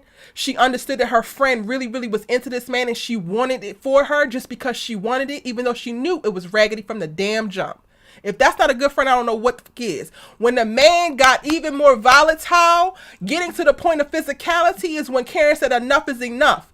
There are dialogue pieces of Karen throughout season 2, specifically where she said, Andi gets the sympathy of the audience because she liked to cry and because she wants to raise her voice and let it get all hot pitch and like, oh, help me, damsel in distress. But you're bringing all this on yourself. This one scene in particular reverberates in my damn mind because Andi sits at her damn island and looks at Karen and like, Karen's like, you need to let it go. You need to cut this off. She literally throws Zach up in her face because she had a whole season of doing that. Well, did you do that with Zach? Did you cut Zach off? Did you block Zach? Did you do? And Karen's like, you know what? Guess what I did? I'm not asking you to do anything that I actually have not done, friend. And I'm sitting here right by your side to do it with you. So I understand how hard it is. In that same ass conversation, she says, well, I'm not as strong as you, Karen. And I just need a minute. Karen turns to her calmly and says, friend, I know, but do you realize your minute has lasted 6 months? That's some real friend talk to me. To me, I want a friend like that. Karen has persisted in traversing the goofiness and the mountains that have been this relationship with Andi and Gary, showing up for Andi, not calling her stupid even though she was stupid, and trying to massage her out of this thing that she clung to so heavily. All the while being belted with being called and treated like she's a bitter bitch, like she's a trash friend. A great friend walks out of the wedding that you insist on having with the man who basically abducted you and your friends and is trying to have a shotgun wedding with you at a damn photo studio. Allie, you want to throw in some receipts? Because at this point, we can run all of Karen's friend facts. That to me is some real friendship. And then we can run all of them. We can run all of them. And then the wedding wouldn't have counted anyway because Gary ass was already married. He was already married. It wouldn't have counted. But that's what I'm saying. I think you hit it on the nose because during that season, in their lives, every time Karen brought up something with Andi and Gary, she threw Zach in her face. Consistently. Every single time. And it was as if Karen could have said, well, I ain't talking about Zach. She always explained, yes, I was there. Yes, I still love Zach. But we have to choose ourselves. We have to want better. I remember that conversation like it was yesterday. We have to want better. And what's disrespectful about that? Because you. Timeless is saying that Karen is disrespectful. What is disrespectful about that dialogue? What is disrespectful by saying, friend, your minute has lasted 6 months? What is disrespectful by saying, friend, we have to want better. We have to do better. Enough is enough. What is disrespectful about climbing into the bed with your Listen, friend so that they don't allow the man who put their hands on them to get in the bed with them because they have already gone down this road with you 10 years ago and had to save you from another abusive relationship? You know what is actually disrespectful though? What's actually disrespectful is you bringing your new boyfriend to a gay bar to support one of your friend's friends, and then Daniela walks in and looks at your new boo and says, "Where's Zach?" That's what's disrespectful. Oh, okay. Okay. The passes that these girls have gotten, meanwhile Karen has gotten lashes for the last 6 seasons, and I feel like I go through this every single time I go back to rewatch episodes, and I just get re-angered because I'm reminded of exactly how solid she was and continues to be, but gets dragged through the damn mud. What were you saying, Ellie?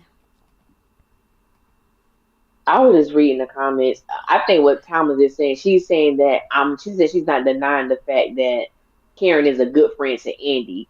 She is saying that Karen wasn't a good friend to Danny. And this is something that I struggle with because who the hell has Danny been a good friend to? I would also I'll fight wait. back that she has been a great friend to Sabrina and continues to be a great friend to Sabrina. And when it comes to Danny, I think that she has been a great friend in how she has allowed Karen to be as much of a great friend. Danny keeps all of these hoes at bay, all of these hoes at arm's length. Every last So one. Karen Every cannot last one. show up for her the same way that she shows up for Sabrina and Andy because Danny lies about her actual life and doesn't let any of them actually in. But even amongst the lying, even amongst the cheap shots, to me, being a good friend also means, unfortunately, at my own detriment, is taking the shots that you throw my way and assuming that you mean the best intention and not giving you back venom that your ass deserve. Because going through seasons 2 and 3 and watching Daniela disrespect Karen constantly and Karen just brushes it off her damn shoulder, there gotta be some type of friendship in there that's making that happen. Because otherwise she would have treated her like the enemy that she was. Facts. Because I want to know, was Danny a friend when she lied and told Karen that she effed Zach? Was Danny a friend at that point? Was Danny a friend when that morning when Zach woke up and had an erection and she was trying to ease her way in front of him as if she was trying to get her ass to graze upon it? Was Danny a friend when she allowed Zach to hump a pillow on top of her to the point that he ejaculated? Was she a friend then? There have been so many situations. Danny called Karen a itch when all Karen was trying to do was warn her about Preston dating one of her clients. There's a list. There's a long. We want to talk about receipts. There's a laundry list. Danny basically drug this woman through the pits because she was trying to say, "Dan, I'm just letting you know that Preston is dating one of my clients," and Danny took that some type of way, and Danny was on a warpath for a little minute. It took so much so that she ended up sleeping with El Fuego the same night. So receipts, when we talking about sisters, oh, them receipts, I can pull them right on out. Them Pull receipts is them right on out. receipting.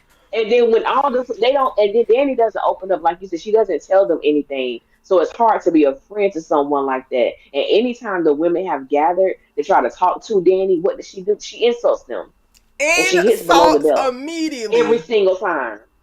I Every even single go back time. to season 2 because again, y'all, I literally rewatched season 2 in the last 48 hours. When Andy gets fired, right? And they all are at Sabrina's house because Sabrina gets sent home behind the transfer and trying to figure that out. And then, Karen just shot the damn Mm-hmm. brothers and she got blood on her, but she's focused on Andy. So they don't even realize it until Danny looks over and says, "Karen, why the hell you got blood on your, yeah. Karen, like, you know what? Don't even matter. Andy, who can you call?" Still prioritizing others when she just went through this second traumatic instance tied to this hoe. But okay, Danny in that moment dropped so many inappropriate, like, ridiculous ass shots to these girls. They're trying to calm Andy and like, "Okay, girl, it's gonna be okay. Call somebody. It's not your fault." And then like, "Well, you was messing with a married man."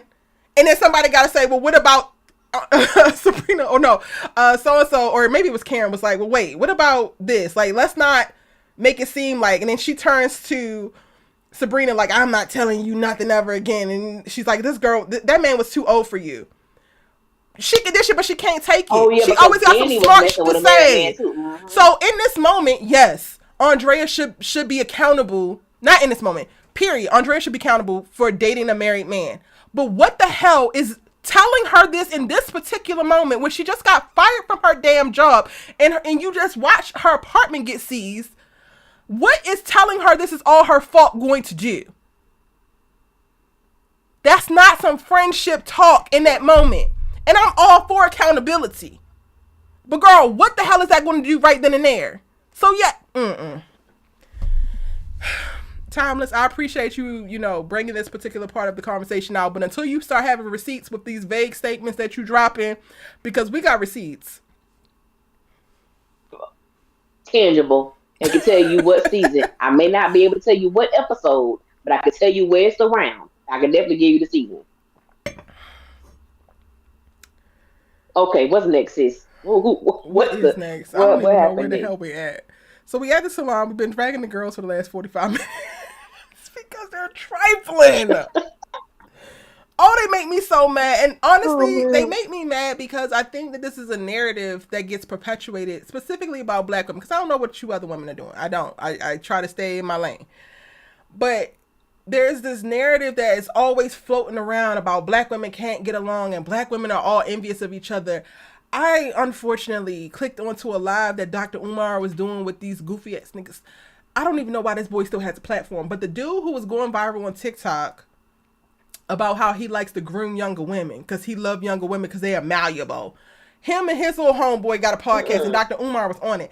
And Dr. Umar, I cut it off after this, but Dr. Umar's on there like, they were talking about, oh yeah, we were talking about planning an event and we were talking and the event planner was like, the psychology of it is you cannot have more women than men in your event because then the women going to start to compete. Like, you got to have 50-50 women or men, or you got to have more men than you do women because the black women are going to start to compete and it's not going to make a conducive environment.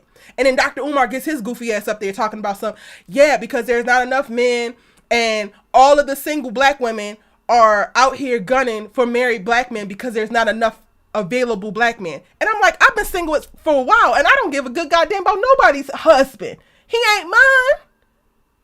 And I don't want to jump into the conversation around this show is making poor references and like not setting a great example because it's not about that for me. I just hate to see it perpetuated with this show that is potentially a great pillar for us to display how our friendships work. And this is how they're showing our friendships to work. And it's like, it does not actually have to be like this.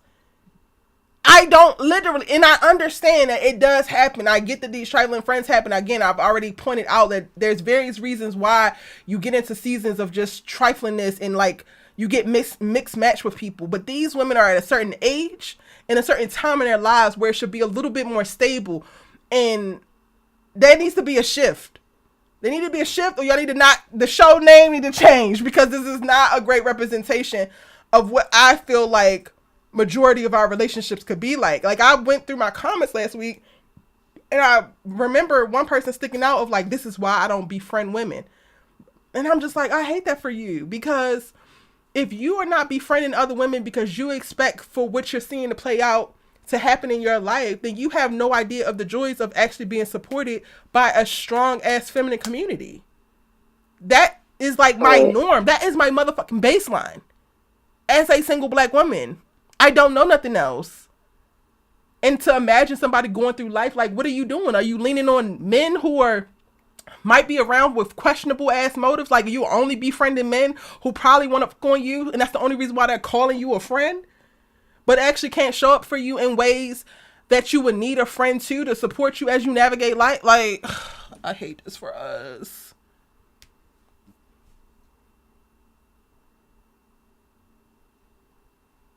I don't know, Allie, what you Yeah, think? girl. Um, I will say this because of the writers, and this may be me jumping way out there, but I believe that there is now a rhyme and a reason why the sisters are being portrayed the way that they are. Because Really? even watching tonight's episode, I do. Because I ain't gonna lie, my mind started to like just come up with these different scenarios, especially when I saw them in the salon. And I was like, what if this is like a precursor to Karen separating herself? Because life for her is gonna be different.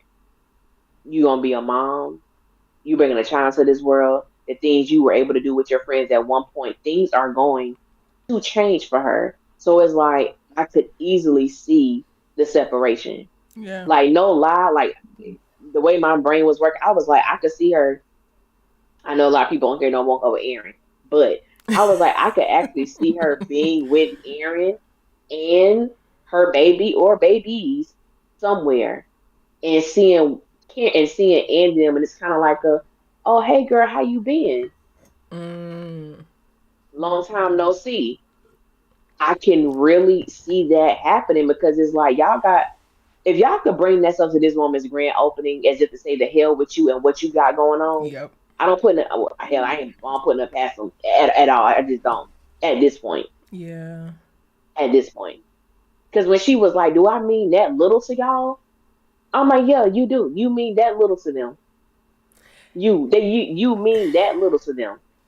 And then it brings you You to the do." point in the conversation around this friendship of like, if I am not getting anything out of this friendship and I start to actually awaken to that, then that's how you start to realize and really grow away. Like, I actually love that idea of her moving on with her life and divesting, because Andrea, why am I committed to going through the ups and downs of your poor ass choices with you if you can't even for one day spotlight this major thing, this bounce back for me?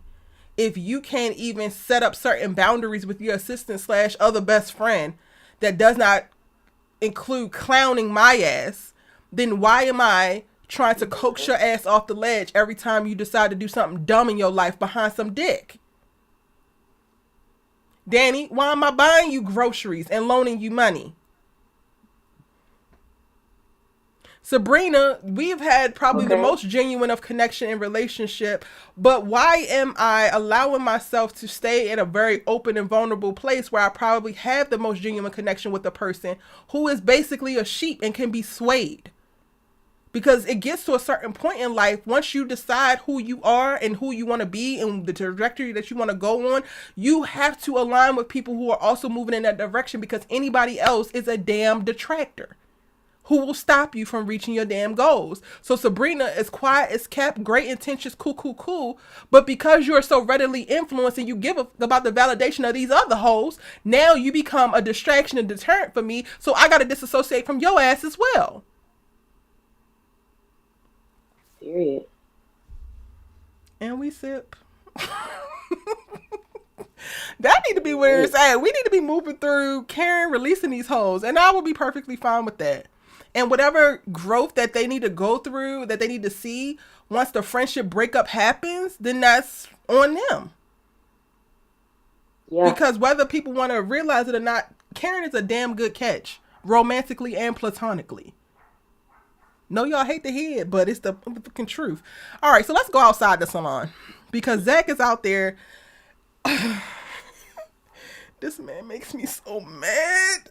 But he makes me mad in the most genuine way, Allie. Like, okay. Mm. Zach provides so much confliction for me. And it's because of my personal connection to the type of nigga that he is. And again, in Yeah. rewatching season 2, I 100% understand. This is gonna sound so bad. And you know what? Y'all got license to say, look, we're unpacking and we're having real ass conversations. So listen, if y'all gotta give me some Karen love and the real talk after I say what I'm about to say, do it. Okay? Do it. I am Okay. receptive. Okay.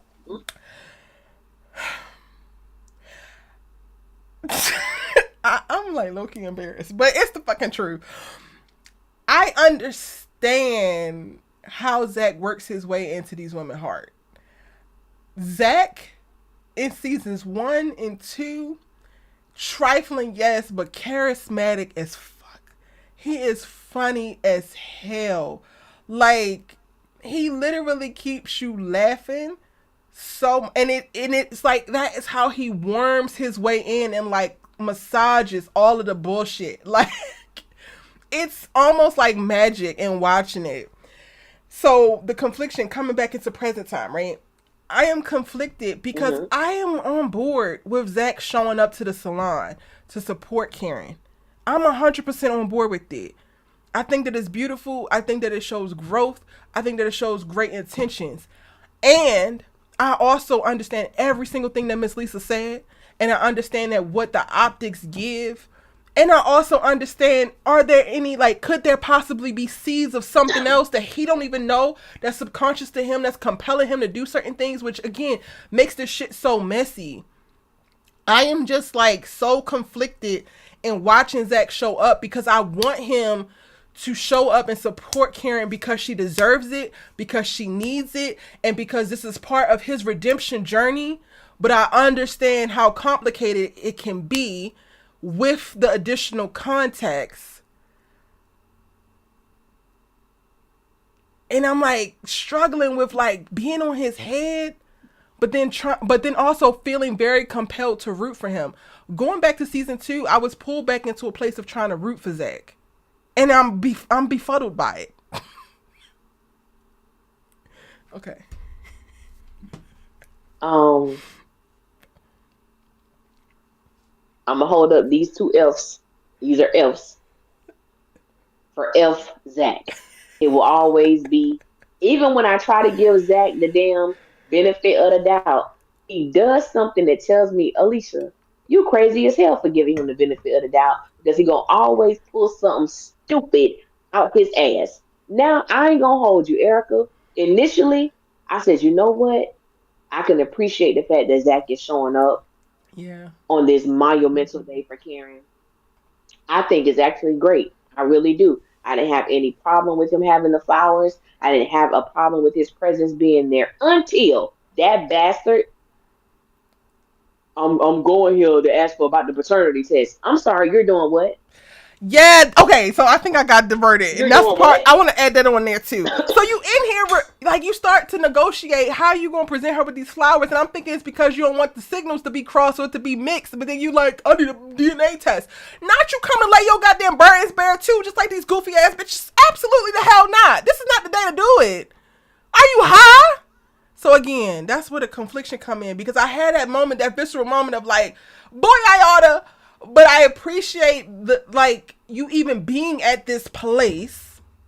And I don't believe that he got the flowers because he's trying to ask. I think he got the flowers because he wanted to get the goddamn flowers. And he wants to support Karen. But he's also trying to figure out how to pacify Fatima. And it's like sometimes you can't do both. Sometimes you want to make a decision and you want to do something and you need to focus on what the task at hand is. If the task is to make Karen feel supported and uplifted, then maybe you can't pacify Fatima. Because if she actively don't want you to do what is going to support or whatever Karen and you want to do it, then nigga, you can't do both. Sorry. Yeah, I'm so it's glad you just, brought and it I up because I think totally that blanked. yeah. Oh, I had to get that part because I was like, I said, you ain't no different than them three helpers in that building. That part. It definitely takes you You to ain't that no different than them place. three helpers in that building. It did. I was so infuriated because you know I can't stand Zach ass. And there are times I root for him. I'm like, okay, I feel him. And I really was, especially like the preview. I was like, wow, he's showing up on her day. This is big because I'm like, I don't know what has happened in this 3 month span that maybe Mm-hmm. him and Karen in a different place.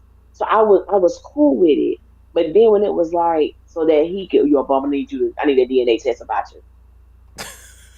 The mere fact that I don't even have an issue with Zach wanting a DNA test. Right. Mentioning it now It's not for the what? time. On Yeah. a big day for her is not the time and is not the place. And the fact that you were going to do it. And the mere fact that you trying to make things right with the team or make it smooth on this end. And I'm tired of, for me as a viewer, I'm tired of Karen being the scapegoat for trying to make other people feel okay. Yeah. Why does the brunt? Because then y'all, you go back home and you talking. Oh, she always mad. Now she becomes the butt of these conversations. Why? Tell Fatima the truth. I do agree. I believe that Zach bought those flowers because he wanted to be in a position to tell Karen congratulations. I don't even think the DNA was on his mind until Fatima said something Mm-hmm. because he was 100% sure that that's my baby, Fatima. I know it hurt you. I know it did. Now, and I think that's been the issue. Zach has been so wishy washy Yeah. in his feelings about this whole thing. That's why even when Miss Lisa was saying what she was saying, I was in 100% agreement with her because that my thinking was that your intentions are not pure based on what you just said. And even though she liked you, she loves her daughter, and her daughter is pregnant. She's in a vulnerable place. You are probably the last person who needs to show up here with flowers. Like she said, she needs an available man. That you're not. Call her or text her. Hey Karen, just want to say congratulations and leave it at that. You have to set clear boundaries, and Zach does not do that. Yeah. Even if Karen is the mom, the mother of his child, the lines are too blurred. They're too blurred. So I Yeah. respected what she said, but I just there was something for me. I felt like, and I don't know if the writer's going to go in this direction, but I felt like I think you mentioned it a little earlier. Even examining the real reason why he's there. You're proud of Karen. You're Mm-hmm. happy for her. You have always stated how much you wanted to help.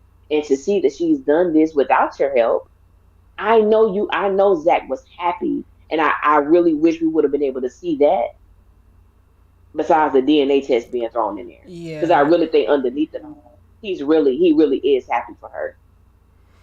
I'm even conflicted about Miss Lisa and what she said because I do agree 100% with like, yes, she needs an available man, but something about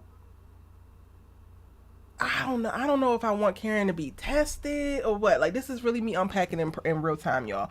But like, cause my friend Hmm. brought this up too, cause she agreed with Miss Lisa, and I'm just like, but why are we carrying it like Zach can't show up with flowers without Karen falling into a trance? Like, oh, Zach is mine again. Like she just can't control her. Like I hate that idea.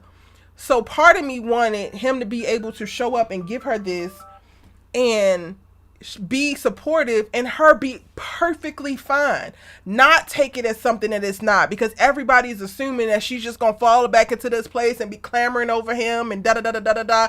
And I'm just like, I feel like Karen is stronger than that. I feel like she's in a much better place. Like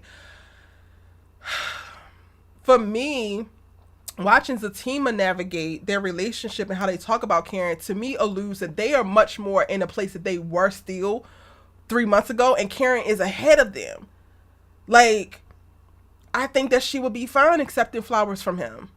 But then we get the whole her talking about Zach ain't show up and she can't believe, and I'm like, okay, so maybe these people are right, and I'm trying to give Karen a little bit too much credit. I don't know, but I'm just like, I don't want this character to feel like she's at Zach's whim, if that makes sense.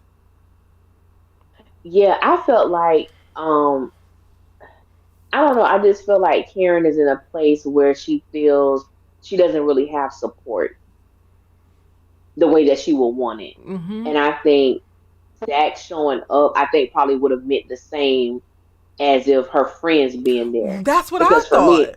feel, that's how I feel. And I feel the same as you. I feel like watching Sisters, I believe, and how it appears that Zach and Fatima are where we left them 3 months ago. And Karen has progressed 3 months, meaning obviously she has not had any action pretty much with them or him. She hasn't shown up at their house, even though we know she gonna show up. We haven't seen those things. I don't think she's done that. I think she's in a much better place. Even when Pam brought up Zach's name, I think the first episode, and she was like, "Girl, you know Fatima ain't going for that." Like it wasn't, well, yeah, girl, I've been thinking about him. It wasn't any of that Mm-hmm. action. So I do believe she's in a better place. Yes, I believe she could have received the flowers from Zach. I think she's in a much better place than I think she can do that.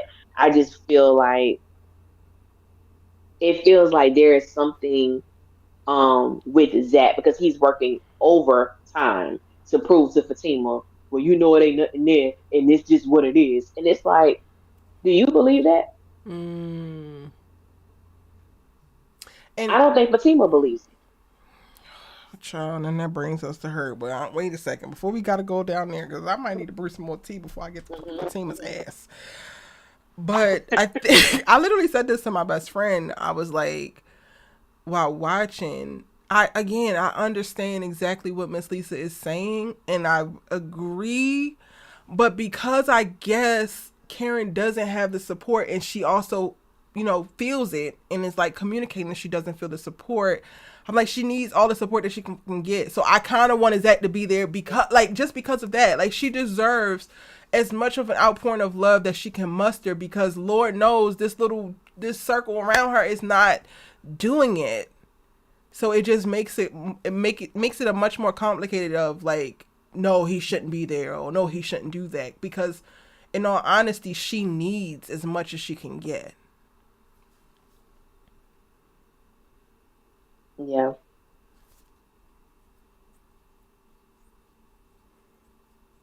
Yeah. I agree. She does need it. And I feel like I'm happy the fact that we're seeing Karen be vocal about her feelings Mm-hmm. of inadequate support. That wasn't something that she just let go by the wayside. It was a support thing.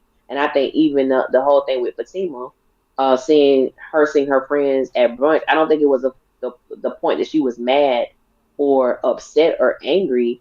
It was just the fact that, but I'm lacking something. Mm-hmm. The fact that I'm lacking, and I feel like if you may be giving it to somebody else, and I think that's a Yeah. legit feeling, especially when you're already feeling alone in this. You already, because even she kept mentioning it tonight, but that's another thing I had to do by myself.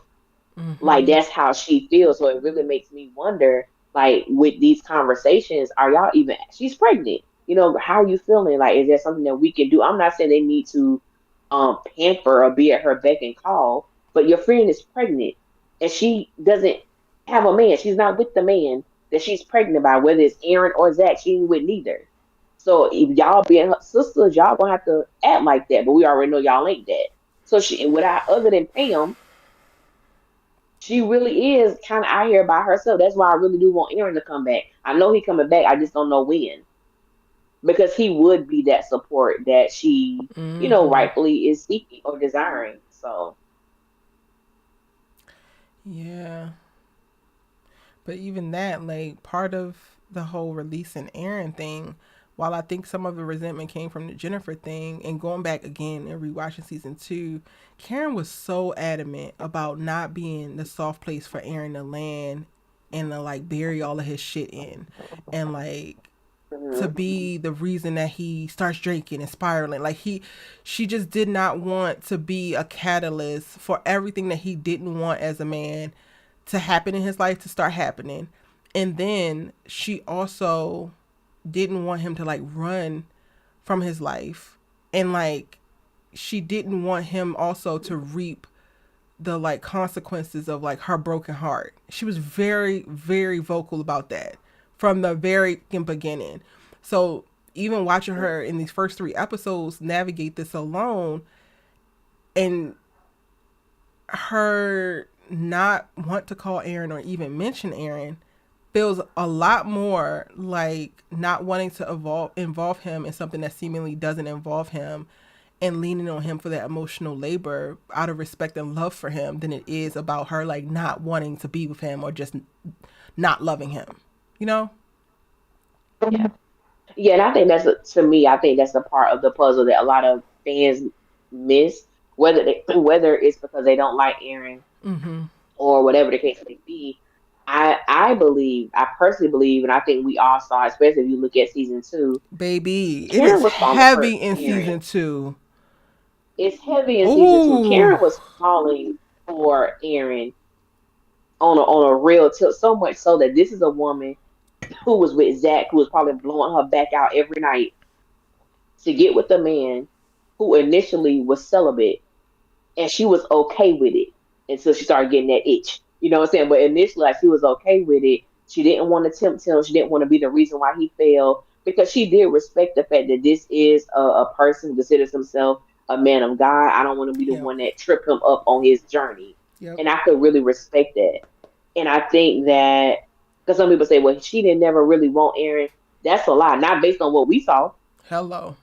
but she got to the point, especially when she got when she became pregnant, she did not want, because she didn't believe that the baby was Aaron's, and she did not want him, as you stated, to bear the burden of that and everything that comes with that. And she's also able to recognize she's not completely healed from her relationship with Zach. Mm-hmm. And I think because people saw Zach with Fatima, it was like, well, he done moved on. You should be able to move on. It don't work that way.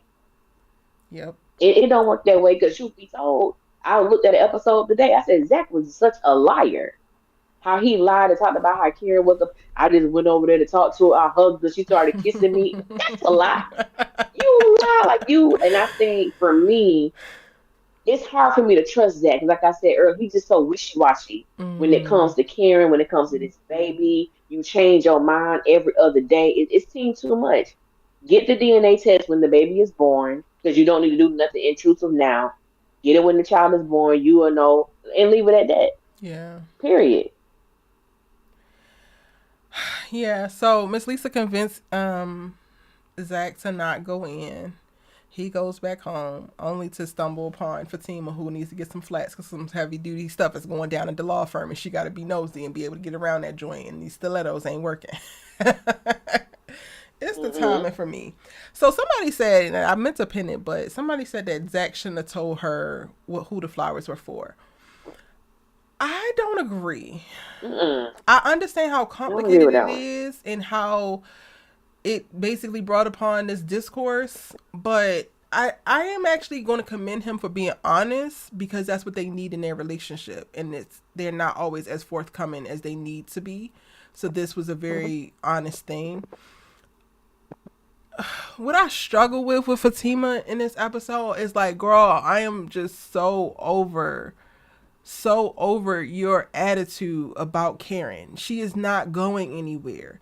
You have told us ad nauseum how you are never leaving this relationship and you are never leaving Zach, and there's nothing that Zach can do to ever make you leave.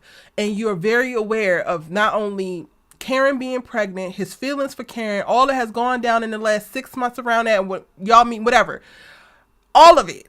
You're aware of Michael, Heather, you're aware of everything. And the fact that the simple idea of him getting flowers for Karen can send you into a goddamn tailspin, like, enough.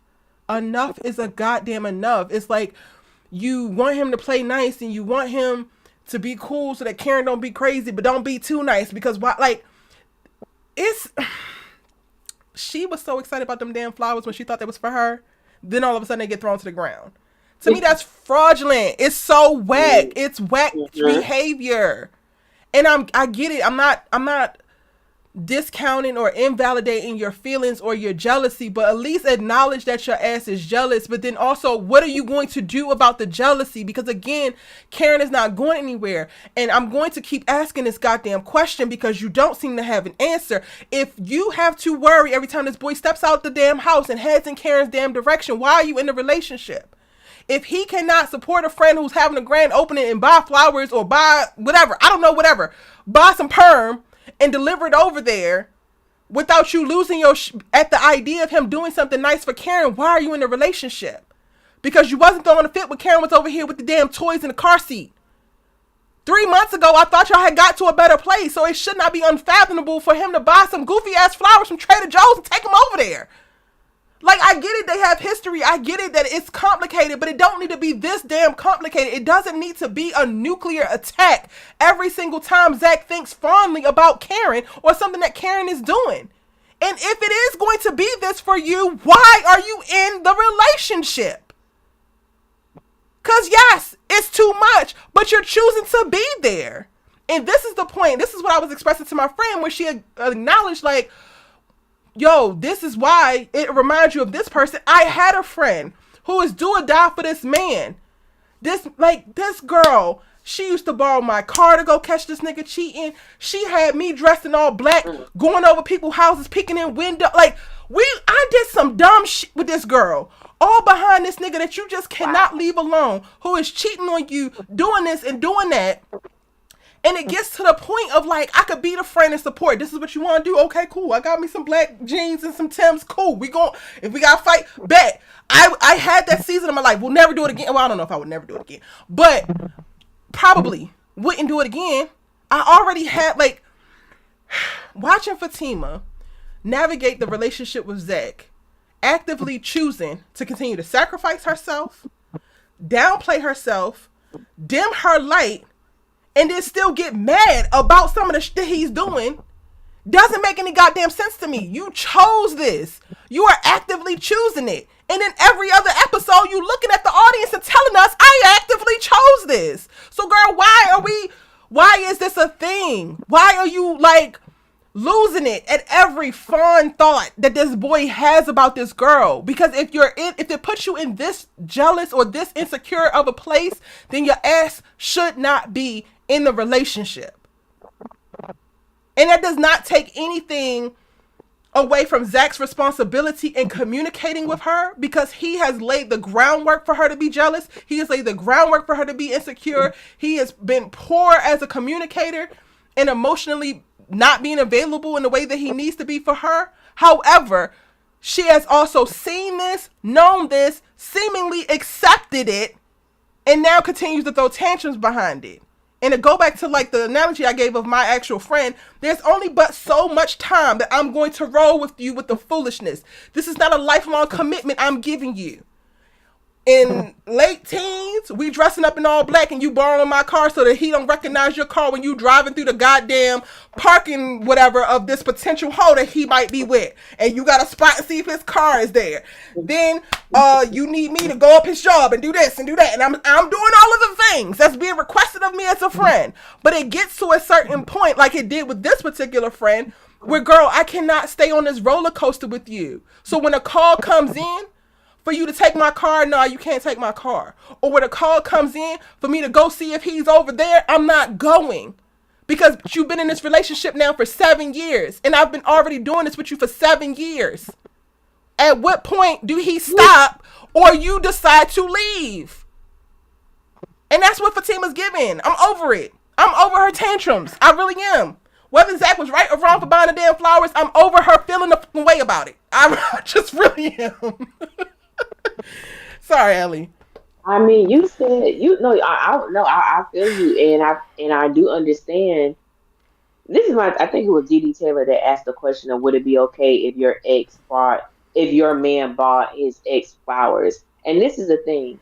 This wasn't a random act of kindness. The flowers were for her grand opening, which is something people normally bring to a grand opening. You normally bring some type of gift, whether it could have been it could have been a candle, it could have been flowers, it could have been something that she could put in her salon. Whatever the gift would have been, I believe that Karen knew it was nothing affectionate about the gift that Zach was bringing. So for me personally, no. If my man ex was having some celebration or whatever the case may be, he'd be like, hey, Sandra having her grand opening to her salon. Oh, okay, that's what's up. Me, I ain't got no beef with the girl. Whatever the case may be, if we're adults about the situation, yeah, I'm gonna stop by. I want to say I don't have a problem with that. That's just me. I don't have a problem with it, and I did have an issue with Zach buying flowers for Fatima. I mean, excuse me, for Karen, and the fact that he was honest. This is the same Fatima who wants to know everything Zach does, and so when he tells her, "Oh, well, why didn't you tell me before?" He's telling you now because he wasn't supposed to have the flowers when he got back home.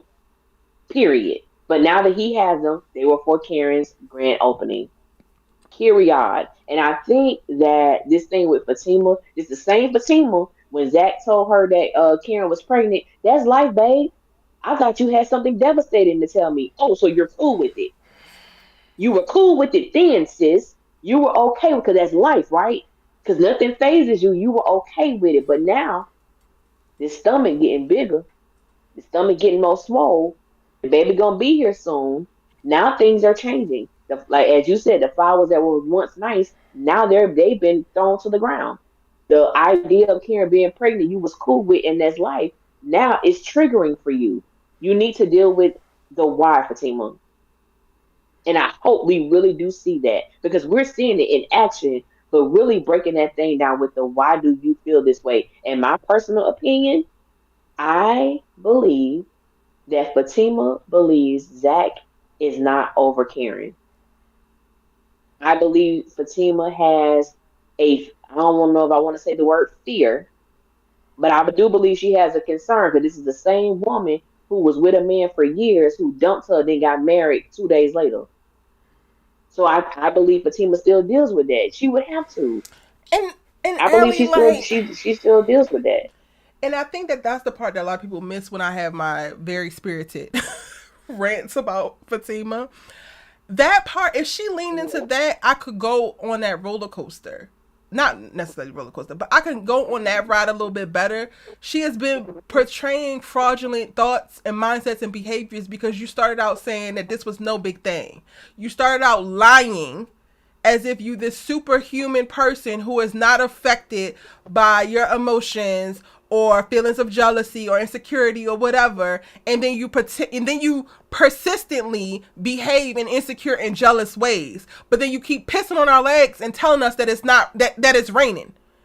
And to like bring it to, grounding it to my friend, I disassociated and broke that friendship because this person would also, girl, I'm not worried. Girl, that's my man and it's all good. And girl, I know that you feel away. I know that you're struggling with it. I'm the one sitting here when you're fucking crying. You are calling me off my damn job to go and look for this nigga. So I cannot consistently go with you down this road of doing all this jealous, insecure ass behavior, taking the bullshit from this man, and then you want to outwardly portray like, yeah, I'm great, and this is great, and this nigga love me so down, and he would never, and da-da.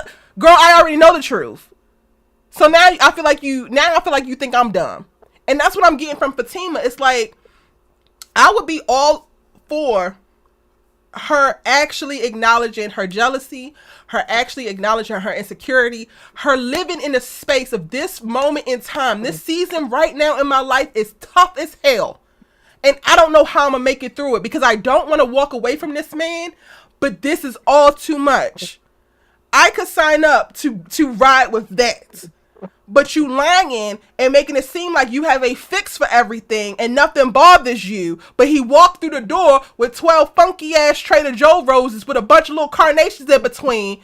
And now all of a sudden it's World War III. But I thought nothing bothers you. I thought you had everything under control. Stop lying. Stop pissing on our legs and telling us it's raining. Because we can see it. It's the most frustrating thing to watch. And I feel like probably the most frustrating because Fatima was sold to us as a character that she does, like, this character is night and day from the character that they sold us. And had they sold us who this person was, I don't know if I would have been down for it.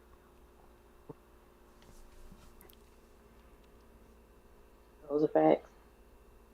And I was never down for it. But I think that has been the past. Because even though people, even I was there, you know how I felt. But it was like with Karen, we saw her be real about her feelings, whether she was pissing us off. Like, all right, girl, enough is enough. Stop pining over Zach. We want you to we want to see you move on, be happy with someone else. She was real about how she felt. Zach, this is what you do. Zach, come on home, stop playing. We gonna work this thing out because this is what they normally do. So she was responding to their usual behavior. So we got an opportunity to see that, regardless of how tired of it we were of seeing it. But with Fatima, we did not get an opportunity to see that because, as you stated, it really was her being untruth. I mean, her operating in untruth and deceit with herself first, then to Zach, and of course, viewership. But with Karen, we were able to see that. Why won't she leave them alone? They happy. They this. You get it. However, this is just how she feel right now. That's why I don't have with Fatima, I can understand, but it's because this is not what you presented yourself to be. This is not what you presented. But I understand because you're human.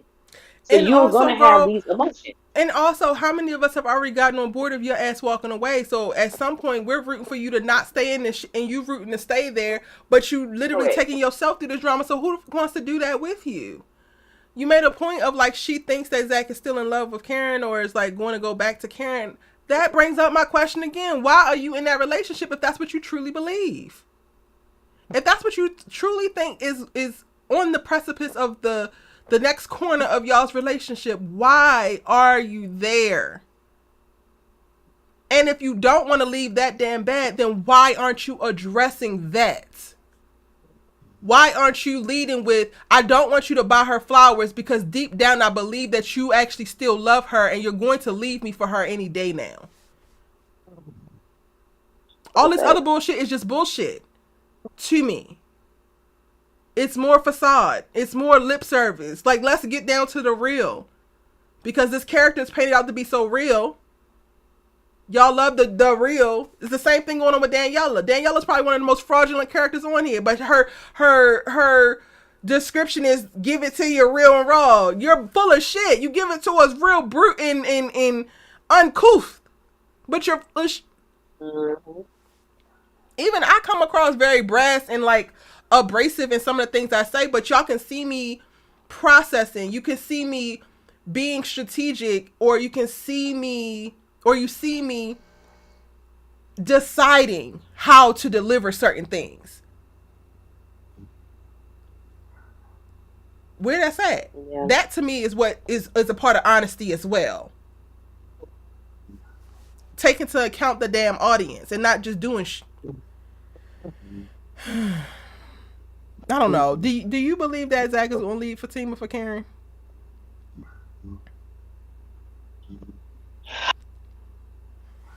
I wouldn't be surprised. It would not. It would not shock me if Zach got to the point of being tired of having to prove himself to Fatima. Because this is also, got to think about it, the woman that I'm thinking you're this one way. Yeah. But now you're starting to do something different. And I don't want to keep proving myself to you after I've said this over and over and over again. This is what it is. But in actuality, too, I don't believe that Zach is being completely honest with himself. And because he hasn't really been completely honest with himself, it's so easy to miss the fact that you still may have lingering feelings for Karen. Right. But I wouldn't be surprised if it went into that direction. But I do believe if he did, I don't believe that Karen would be in that place. I don't think she would. I'm not there. I don't feel like I feel like he's very committed to Fatima, the most committed that we have ever seen him. And if there is something brewing that's still there that wants to go back for Karen, I feel like it's not a conscious thing that he knows yet. That's something that will be brewing in his subconscious. So it could be there, but again, I don't think that he's conscious to it. Ooh, I'm like negotiating right now how real honest I want to be. Because something else just came up. What? Go ahead. Okay. Oh no, like I said, I just feel like, we will state that his relationship with Karen was toxic. To me, his relationship with Fatima is toxic too. The only thing is he's not physically cheating on her. Mm-hmm. So I don't know what made this relationship so much better than what it was when he was with Karen. He just got money. Oh, so be clear. I'm not saying that this relationship is better. I'm saying that he's more committed to the relationship. Oh no, not to you. Oh no, not to you. I'm just saying, like, I was saying something in the comments about like his relationship with Karen was toxic, which I'm in complete agreement. And I believe his relationship with Fatima is toxic as hell. Yeah. He just has money, and he is committed in the sense of he has not physically penetrated, because let's not forget, Zach has attempted to cheat but didn't do it. He just hasn't penetrated somebody, because his mama saw him with Connie getting a little hot and heated up in there. He just couldn't go through with it. That part. But I just So what I was negotiating if I wanted to share or not. Okay, yes, I was gonna ask you about that. Yeah. It was definitely during my dumb bitch season. Okay, so, and this is also why I think I speak so candidly about these girls, because I feel like I have definitely lived so many of their seasons in life. When it comes to Fatima, and if she believes that Zach is going to leave her for Karen, I don't want this to sound heartless, but y'all tell me how it sounds and I'll clean it up later, I guess. I don't fucking know. I'm just going to speak it how I feel it. I would be more invested in watching what it looks like for you to focus and center. I mean, you are centered in this relationship, but it's less of the focus on the other people. Like, I went through a season with a man who cheated on me with his ex. And before the like cheating happened, I was made aware of the reconnect with the ex, so like running into the ex, and like the ex wanted to get back with them. Lord, I'm about to embarrass myself, but it's fine. It's actually not embarrassing because it happened, and I would never do it again. But it happened. I went through a moment where I was like trying to negotiate and like talk this nigga through this and like process it, and like he shared with me what their relationship was like, and we had conversations of like, well, this is how ours is different, and you said that you really enjoyed this with me, and like, why don't you focus and give us the full chance that we need? Because who cares if she wants a relationship back with you if you didn't enjoy that relationship as much as you're enjoying what we have and where we're at, then why is that even a consideration? And there was a period of time, I feel like it was like 3 weeks, where I'm like, not necessarily jumping through hoops, but maybe jumping through hoops to like focus on like, I want this nigga to like know like he loves it here. And that's it. I don't bring up the girlfriend. I don't give a fuck about what the girlfriend got going on, the ex-girlfriend got going on. I am focused on this nigga and myself. So every single time that we interact, whether it's on the phone or physically in person, I am focused on what that experience looks like. I would much rather see Fatima do that than to keep taking the cheap shots at Karen and to be so fucking worried. Like, there were even times where, and I'm saying the whole cheap part because we had come to agreements of like, we're not having sex with other people while we're having sex with each other. And then he broke that. But I would know of like, he would be very honest of like, this, I'm going to probably run into her here because this person was also along in the same industry as him or whatever. And I was not just going out of my way. He'll go to this thing, and then when he comes back, it's like, oh, throw a tantrum. Like, that's, to me, it just gave wasting time. It gave, like, if I decided that I'm going to stay here, like, you presented me with this information, you told me the ex, bop de boop, whatever, and I decided to stay here and to be in this and basically compete low key, like it was giving Love Hunger Games at some point. If I decided to do that, then that's what I decided to do. I cannot then now spend all of my goddamn time focused on the ex. It's whack. I mean, the whole thing is whack, but it's whack, and I don't want to watch it. Maybe that's what it is at its core. Like, I don't want to watch it, Fatima.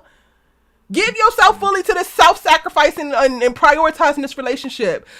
Give us more of you showing Zach exactly how amazing this relationship can be, and you not being so worried about these fucking flowers, girl. It's some fucking flowers, honey. Zach has literally leaned over a bathtub with a naked woman in it and sat next to her on a couch talking about he wanted to shit out of her. These flowers are the least of your worries, girl. Shit. Oh my gosh, that's the truth. That's the truth. And again, I'm speaking from coming from that place, like, and this wasn't even my Zach, y'all. This was the nigga after my Zach, who was low key a rebound, who I didn't even love nowhere near as much, and I decided to prioritize and basically compete for this nigga's love. Fatima, girl, if you don't hush your ass up and do something else, go do something else. I don't know. What are your thoughts on that, friend? I mean, you know what I'm saying? We all go through a moment of um having a, not all of us, but some of us, some people gonna say, well, I ain't never had that. I get it. But there have been some of us who have experienced, like, when you look back on it, like, what the hell was I thinking? Like, really, what the hell was I thinking in that situation, that relationship person? And then understanding how, and I think a lot of it just has to do with whatever we may be dealing with internally at that moment. Wanting to feel love, be accepted, wanting to have someone that we feel may have our back. And even if they don't have it to the point of which it, what we would desire it to be, he's still giving me something. You know what I'm saying? It's more than what my homegirl Kim got. You know, we start rationalizing why it. You know what I'm saying? I think for me with Fatima, it's almost getting to the point I'm starting to feel she don't want to lose face in front of Karen. because Karen has But who definitely is Karen Karen to did. you? That's the crazy part. It's like, Yeah, yeah. who is this girl? Even if you lose face to her, she is nobody to you. So I think that that's the thing, Allie. Like, I don't understand it. Fatima's saying one thing and doing another. If you decided that you're not leaving this man and you gonna do whatever, and you got the best good and all, show us that. Because you throwing a tantrum every single time a positive thought is made about Karen does not give you know that you the baddest and it's the best and this he ain't never getting. And that's from a bitch that who went through a goofy ass season with a clown ass nigga. Like, either leave or get to really performing in this circus, ho.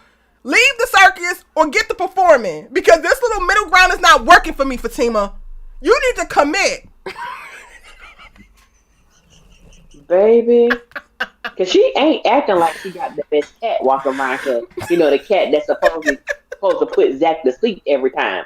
I'm like, where your confidence? Because honestly, Where is it? Karen did to Fatima. Karen did to Fatima what Jasmine did to Andi. Gave her play by play what was gonna happen. Karen, baby, Ooh. gave you play by play what Zach was gonna do, and you said you good. Ain't no problems over here. Oh, okay, And okay. then every time we turn But around, you when I'm got a gonna put it straight now. problem. You know what my friend said? My friend was I like, mean, when I was like, "Oh, girl, Zach is here. He gonna give her flowers." She's like, "No, he can't do that because anytime he try to do something nice for Karen, it's a problem, and it becomes Karen's problem, and everybody want to blame Karen." And I'm like, "Girl, you don't even watch the show, and it's you said true. that." It's true. It becomes her. Oh, Karen shouldn't have accepted her flowers. Yes, Why does it go? And somebody, I don't know who said it in the comments earlier, but they were saying how a lot of people are upset with the writers because they're not making Karen the bitter woman Uh anymore, huh. or they taking it out of her, so people got a problem with it. So now, no, it's Fatima's turn in the hot seat. Karen has had her past 5 seasons. Let somebody else get it, Yeah, please. She needs to leave Zach alone, but y'all want her running after him, though. that part.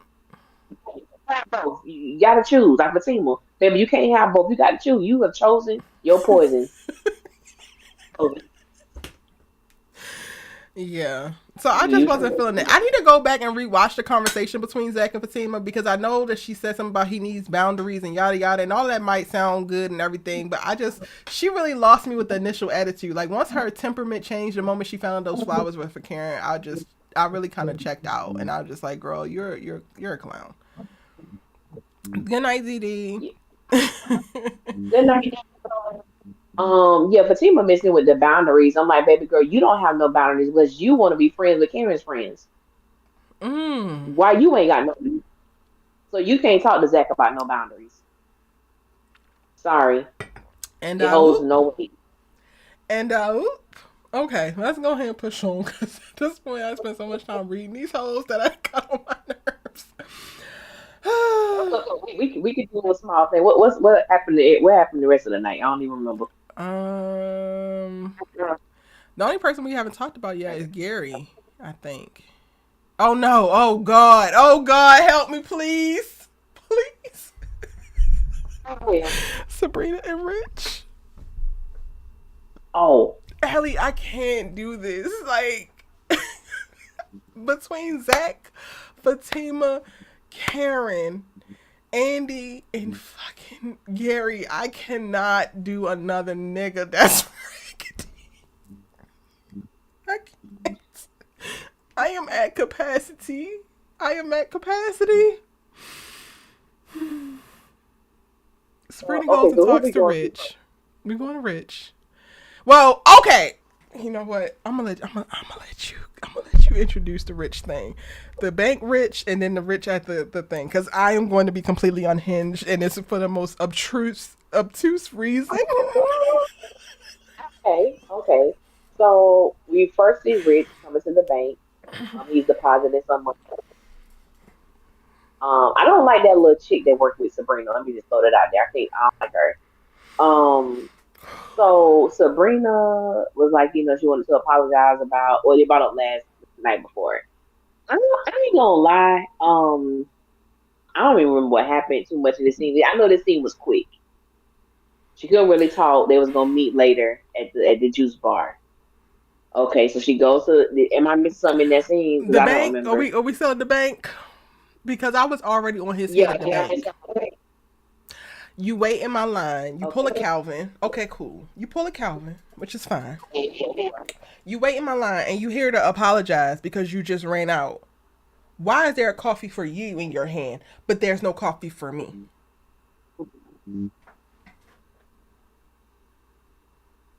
But you here to apologize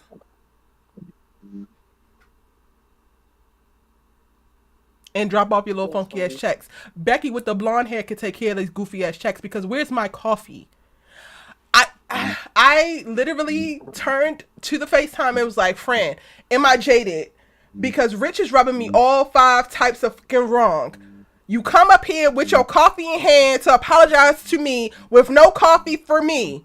Interrupting me at work because you think this is the time to bring up this point when it's not the time, but you decided to scurry your little ass up out of my apartment when we could have had a conversation when I sobered up and woke the fuck up. But you wanted to run out. And now you want to show up at my job with no coffee. Strike one.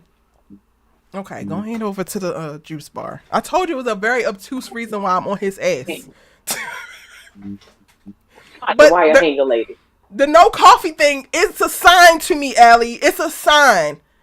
And I'm a piece Okay. it together so y'all remember that I said that once we get to the juice bar. Go ahead, Allie.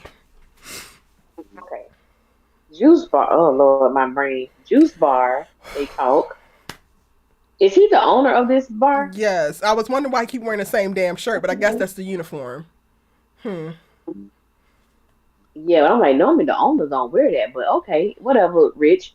Um, so he does order a drink for Sabrina There. when they You get want to there. try the new thing on our menu? So they bring out two of them. Okay, whatever. But you, again, okay. Mm-hmm. Hmm. I can't with you right now. Oh, they bring out two of them. And Sabrina talks about, last night he talks about how he was a little, because you're like, you didn't have to leave or something like that. Girl, I don't remember this scene, but I know he was talking about how. Now, the one thing that did get me, because I do understand where he was coming from with the way Sabrina asked that question, but it was the compromise for me. Like, we don't know how our life is going to turn out, but I'm willing to, I like you a lot and I'm willing to go through it. It may be different than what we thought. And I was like, when he said that, it made me feel like it was more so what he wants. Like, I know you may want kids, but I don't want kids, and your life may look a little different if you get with me. That's how I felt about it. But I'm like, this ain't gonna work because y'all just want two different things. Kids, you can't. How you gonna compromise with that? And Sabrina was like, well, I hope I don't regret it, but I like you too. Like I want to see what happens. I said, Sabrina, no, sis, no. Get out before it's too late. Get out.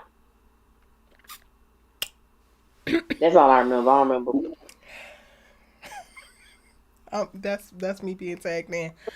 The no coffee in hand already tipped us off that your ass is fucking selfish because you didn't even think enough because you coming in here to co-op her damn time and her damn job, drawing attention to her dealing with personal business on company time. And you can't even bring no goddamn coffee. Your ass is selfish. We get over to this goddamn juice bar, and then basically you have this beautifully worded speech to say, give me some more time. I can convince you to not want no kids and not want to marry my ass because it was a finesse. And a damn man, a black one at that, with moisturized ass skin and a moisturized full ass beard gonna get you every goddamn time. I literally turned to my FaceTime and I said, friend, I need you to rewatch this scene with me because I feel like I'm being finessed. And I know that this nigga don't want kids, but then he just convinced me that maybe possibly he do want the kids. We rewatched it together. She said, no, bitch, he don't want them kids. He ain't gonna never want them kids. And she's wasting her time. Rich, go to hell. With all your best intentions and your broken ass heart from your last marriage. Go to hell, Negro. Because Sabrina deserves better than this. And it felt like Sabrina was settling when you ain't had no goddamn coffee for her at the goddamn bank. But then when we get over here and you start whispering sweet nothings, and my biggest issue with Rich to date, we got Tony over here laying good dick and talking about therapy. So not only is he sewing into this girl physically, but also laying it on her mentally, and then giving the affirmations. All we have gotten from Rich thus far is flowery ass language. Sabrina, you're beautiful. Sabrina, the bank deserves you. Sabrina, blah, blah, blah. And sex. And we don't even know if it's great sex. What is she actually getting out of this? What are you adding to her life? It's not no damn coffee at her job. You're adding nothing. You are the fucking prototype for a waste. You're getting whatever the fuck you want from Sabrina, and you want her to stay around so that you can continue to get stuff from Sabrina. No, not my Sabrina. Sabrina, get your shit. It's time to go. That's my take on it. And he the worst kind of fuck boy because he looked like a nice guy. He's the worst kind of boy, y'all. You know who he reminded me of when you said that? Lawrence. When that girl told him, like, you the worst kind of F-boy because you don't even know that you are one. That's Rich. When Rich talked about, you know how many siblings I have, it was coming back to me thinking, God, you know how many siblings I got? It's a number, I don't remember, 8. And I'm the oldest, and I had to raise my brothers and sisters and their children. I've been raising kids almost like my whole life. What the hell they got to do with my uterus? What the hell? And my desire to birth forth children. That ain't my life. What they got to do with me? I said no for Sabrina. I don't know about this Rich character, ma'am. I don't know about this Rich character. It made me so mad because I literally went back and played that scene twice because I had to hear the words that he said. And he's talking about, actually, you know what? I'm going to play the motherfuckers because it's so diabolical, actually. Let's go to him. You really have to listen to see that he's saying a lot and ain't saying a goddamn thing. Okay.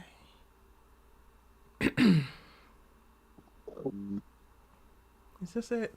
Sweet. Oh, all he do is compliment her. You're sweet. You're beautiful. You're this, which is fine. Nobody's saying that don't compliment women, but if it's not backed up with some kind of action, sir, take your flowery ass word somewhere else. Mm-hmm. Yeah, I'm the oldest. Okay, nobody gives a damn about you being the oldest. Everything about us feels right. Okay, to you. Dating a guy who doesn't want kids just feels like you're wasting your time. Can y'all hear that? You can hear it, Allie? Oh, Allie, I gotta switch my audio for you to hear that thing. Hold on. Can y'all hear the...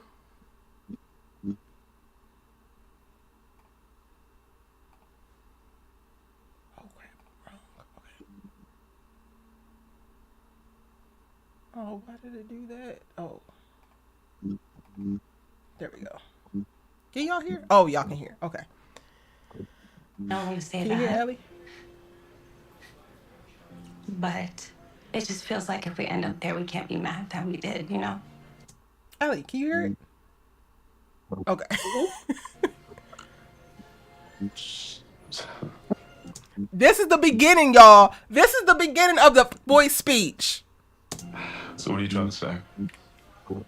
Looking at your face, I don't know what to do. I'm sorry, not there. Okay. This is the beginning. This right here. You know what I think? I think that if we see a future with each other, it might look a little different than what we imagine. What does that mean? If we see a future with each other, it might look a little bit different than what we imagine. Which part look different? Yours or mine? We continue. We both got to decide if we're okay with that. Speaking for myself, I'm more than okay with that. Speaking for myself, I'm more than okay with that. You sure? Okay, that's the end of his voice speech. Thoughts?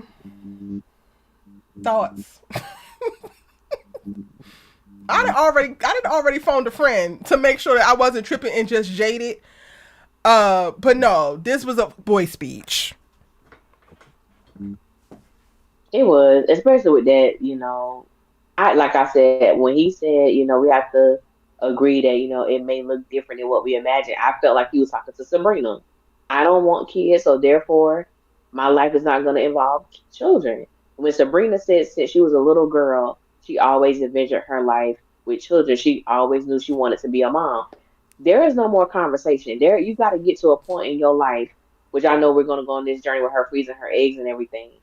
But when you are 36, 37, your desire is to be a mother, meaning you want to birth. You could be a mom if you adopt or whatever, but she actually wants to birth children.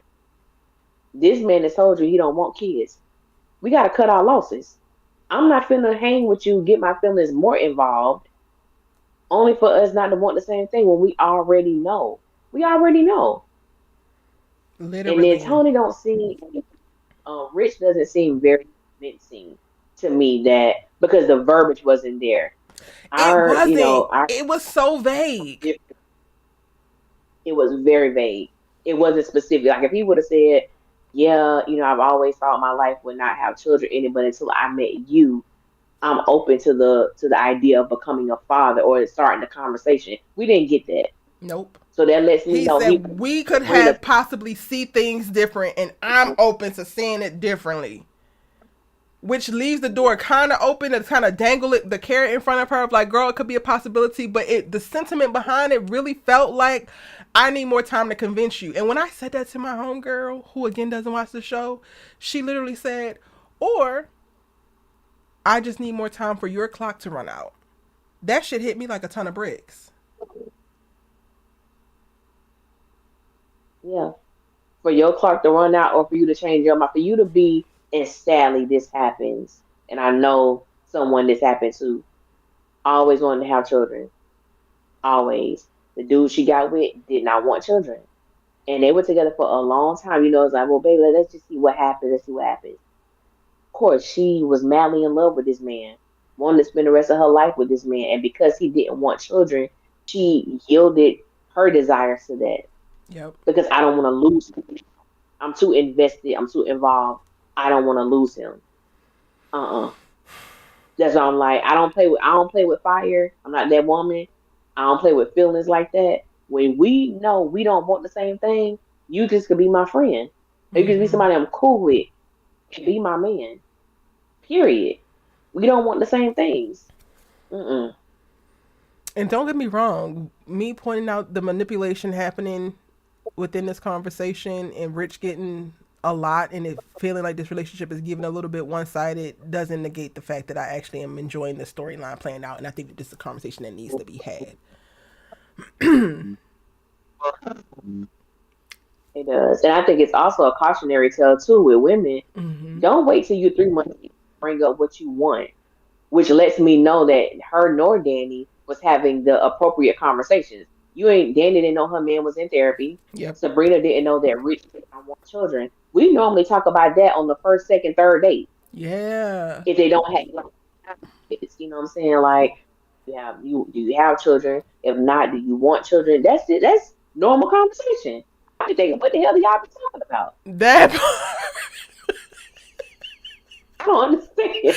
I still don't understand that. And I'm like, maybe I'm just being really, really harsh on Danny right now in this season of my life. But I do not understand how she made it 3 months with this man inside of her and at her house all the damn time. And she had no idea. Like that to me, I just don't understand. But okay. Um, Sabrina just deserves so much more. And I think that she knows it, but then she's also running up against the conversation around her biological clock and the desire to be in relationship, which can become a very real thing. And I hate that. Like I personally feel like if you are clearly not going the same direction, cut it immediately, because what is more time going to do? More time is only going to get me more attached to you. More time is only going to make me love you more. Maybe us develop and have really amazing memories and experiences. And it's just going to make it more difficult to separate when I ultimately get another confirmation that I am not going to get what I am looking for in full from this particular relationship.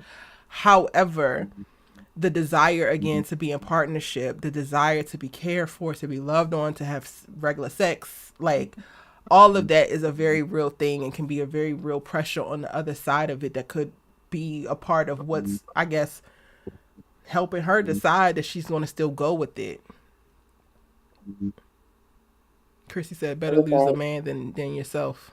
Child, ain't that the truth? Mm, okay. So I appreciate it. While Rich pissed me off, especially the damn coffee, I appreciated the scenes because it's real. It's Like very it's real. yeah, okay. Yeah. Ladies, take note of the damn manipulation though, because the niggas with the flowery words, those the ones that you need to really caution yourself around. Okay. Last but certainly not least, Mr. Gary Borders. Cheeto is your boy, so like, go ahead, girl.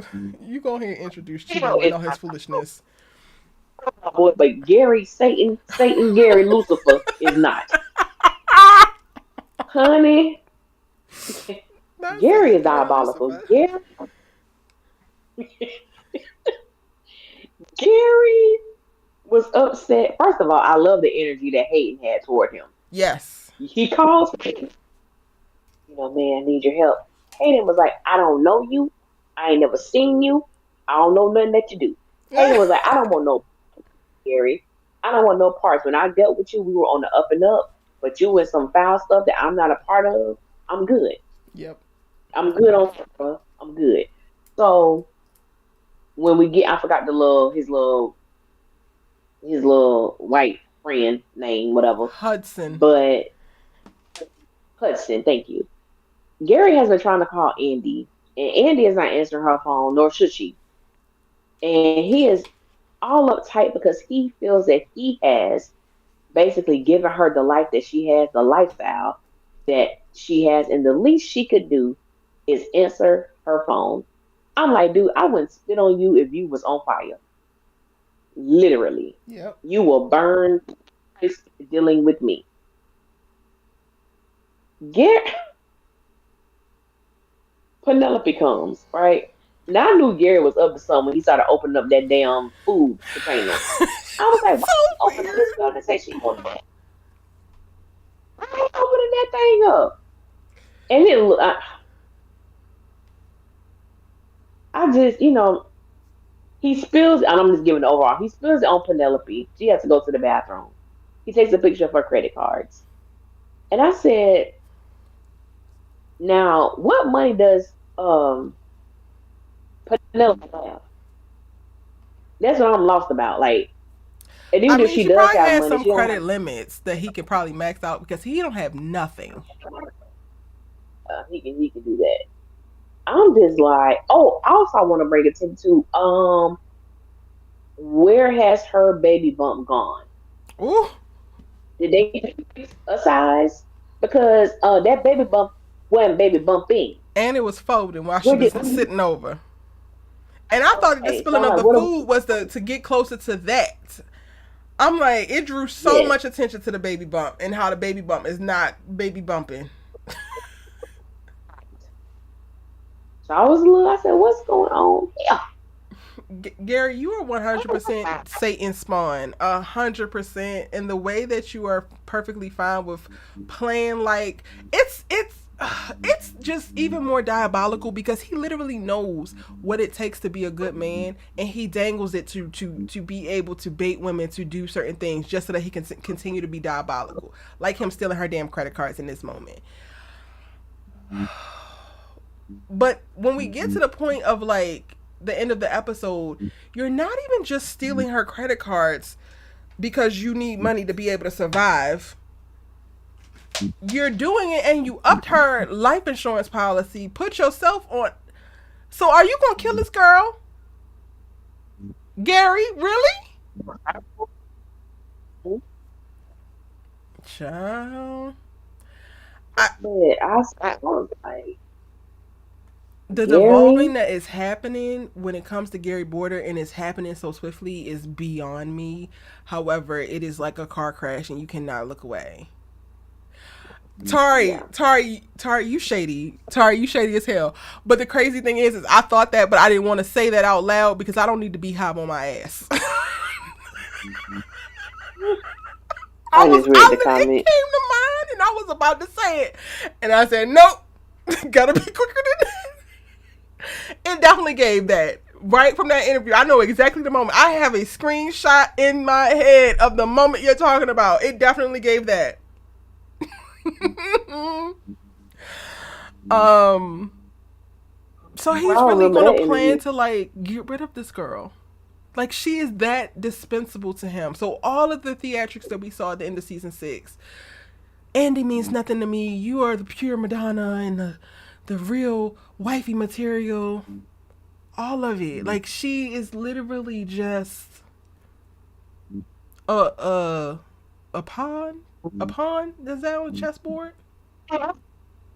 She has to be because what was it, episode 1 or 2? I think it was episode 1. I can't remember when he was talking to Hayden, and Hayden was like, "Well, you like," because at first he said he liked Penelope, he loved her, he liked Andy, but it ain't nothing like that. Then the next day he tells Hayden, "I don't have no plans on marrying Penelope." Yeah. He has no intention of marrying this woman.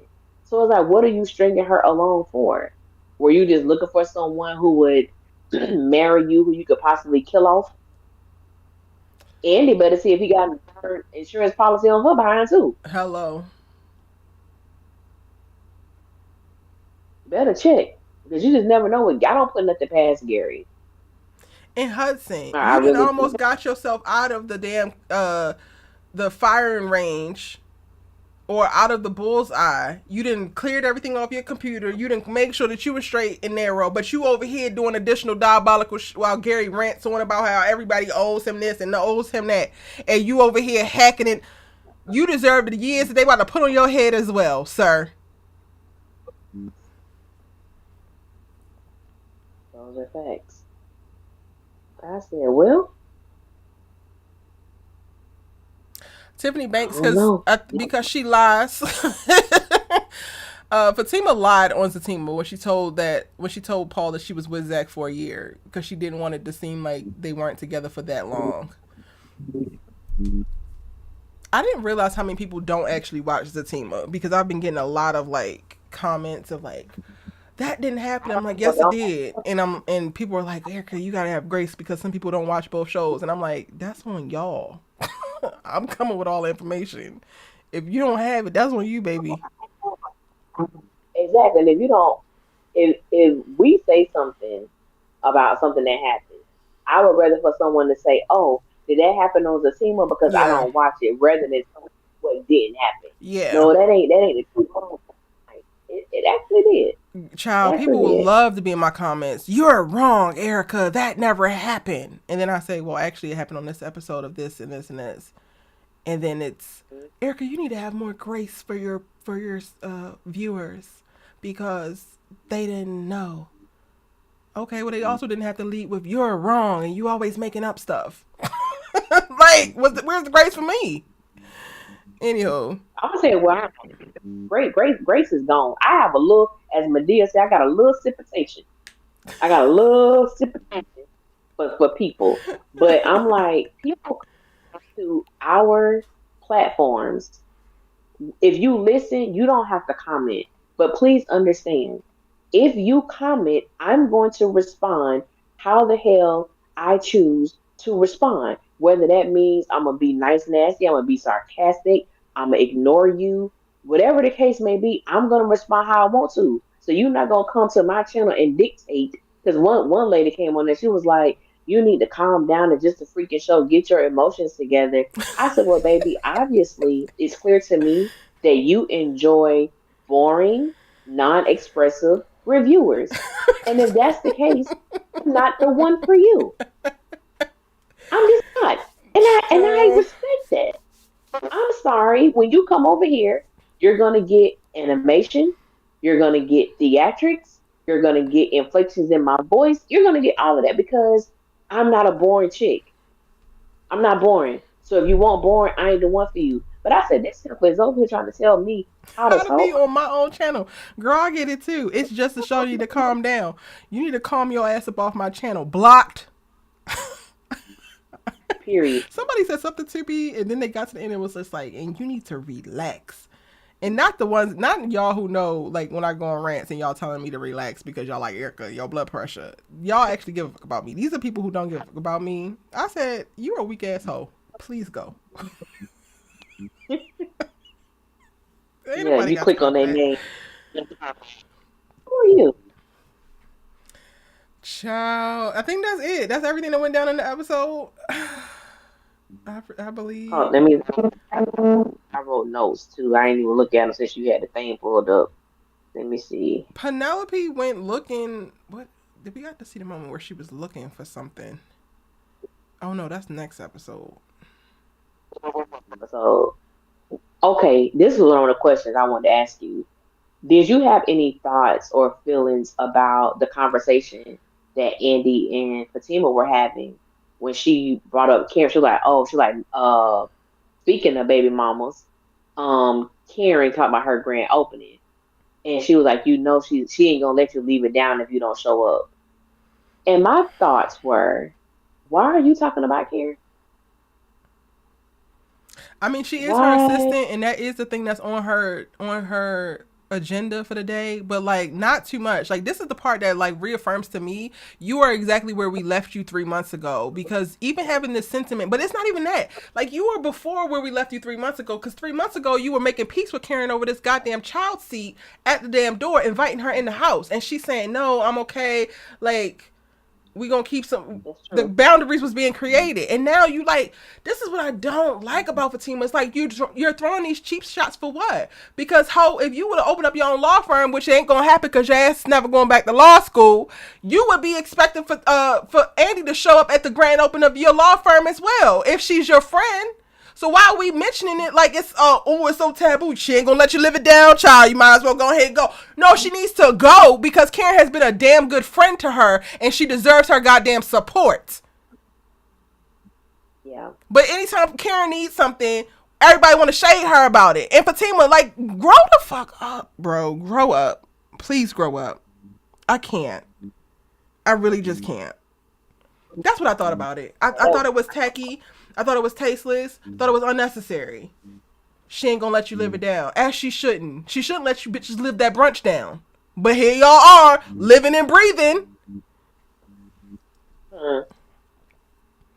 So not only does she have the memory from walking in, but it's on Instagram. Like, okay. These hoes are so disloyal. Speaking of baby mamas. And Yeah, she gonna do it, but I said, wait a minute. No, don't do that. y'all, Because aren't it's, you going? no, I'm sorry, go ahead. I Because didn't. dad saying, no, I was saying, aren't you supposed to be a baby mama too, Fatima? But you're not, because you're not pregnant. You're not pregnant. Aside from me like wanting to stick up for Karen, because I know this is how everybody gonna word it, this don't look good for Fatima as a character. Like, her being a type of woman to do and say these things does not look good. It makes her look catty and messy for no damn reason. Child. Was that the only other question you got, Allie, that we didn't talk about? Oh, Tamara. We didn't talk about Tamara. Ariana, what are you doing here? That was a highlight for me. I said, Tamara, where did you come from and where's your clothes? Where are your clothes? How did you sneak in here with the feds afoot? The feds are afoot. You have no clothes on, girl. Cheap ass shoes. And not hating with a foot fetish. You hating got a foot fetish, y'all. Why was he looking at her feet like that? Maybe I don't. He might just miss everything about Samira. I was so happy when I saw her. I was not expecting to see her Me either. at all. Me. But honey, And I'm like, is this a dream? Is he imagining her? oh, she does. She's there. I believe she's there. Yeah, yeah. I believe it was real. I believe it was real. I don't know, Ellie. It just felt so damn out of place, and he just seemed very fixated on her goddamn feet. It did. It did seem weird. I ain't gonna lie. The placement was a little weird, but I'm like, this is Tamara. She loved getting on her knees in his office. She do. She thoroughly I enjoys think it. I don't know. I Cause I'm love also it. trying to put past her. Like, do she just concede and like give him the annulment? Like, would Tamara actually do that after she talked big and bad, came for his height, his weak ass penis, and then now all of a sudden she just misses him so much because they were so great together and let bygones be bygones?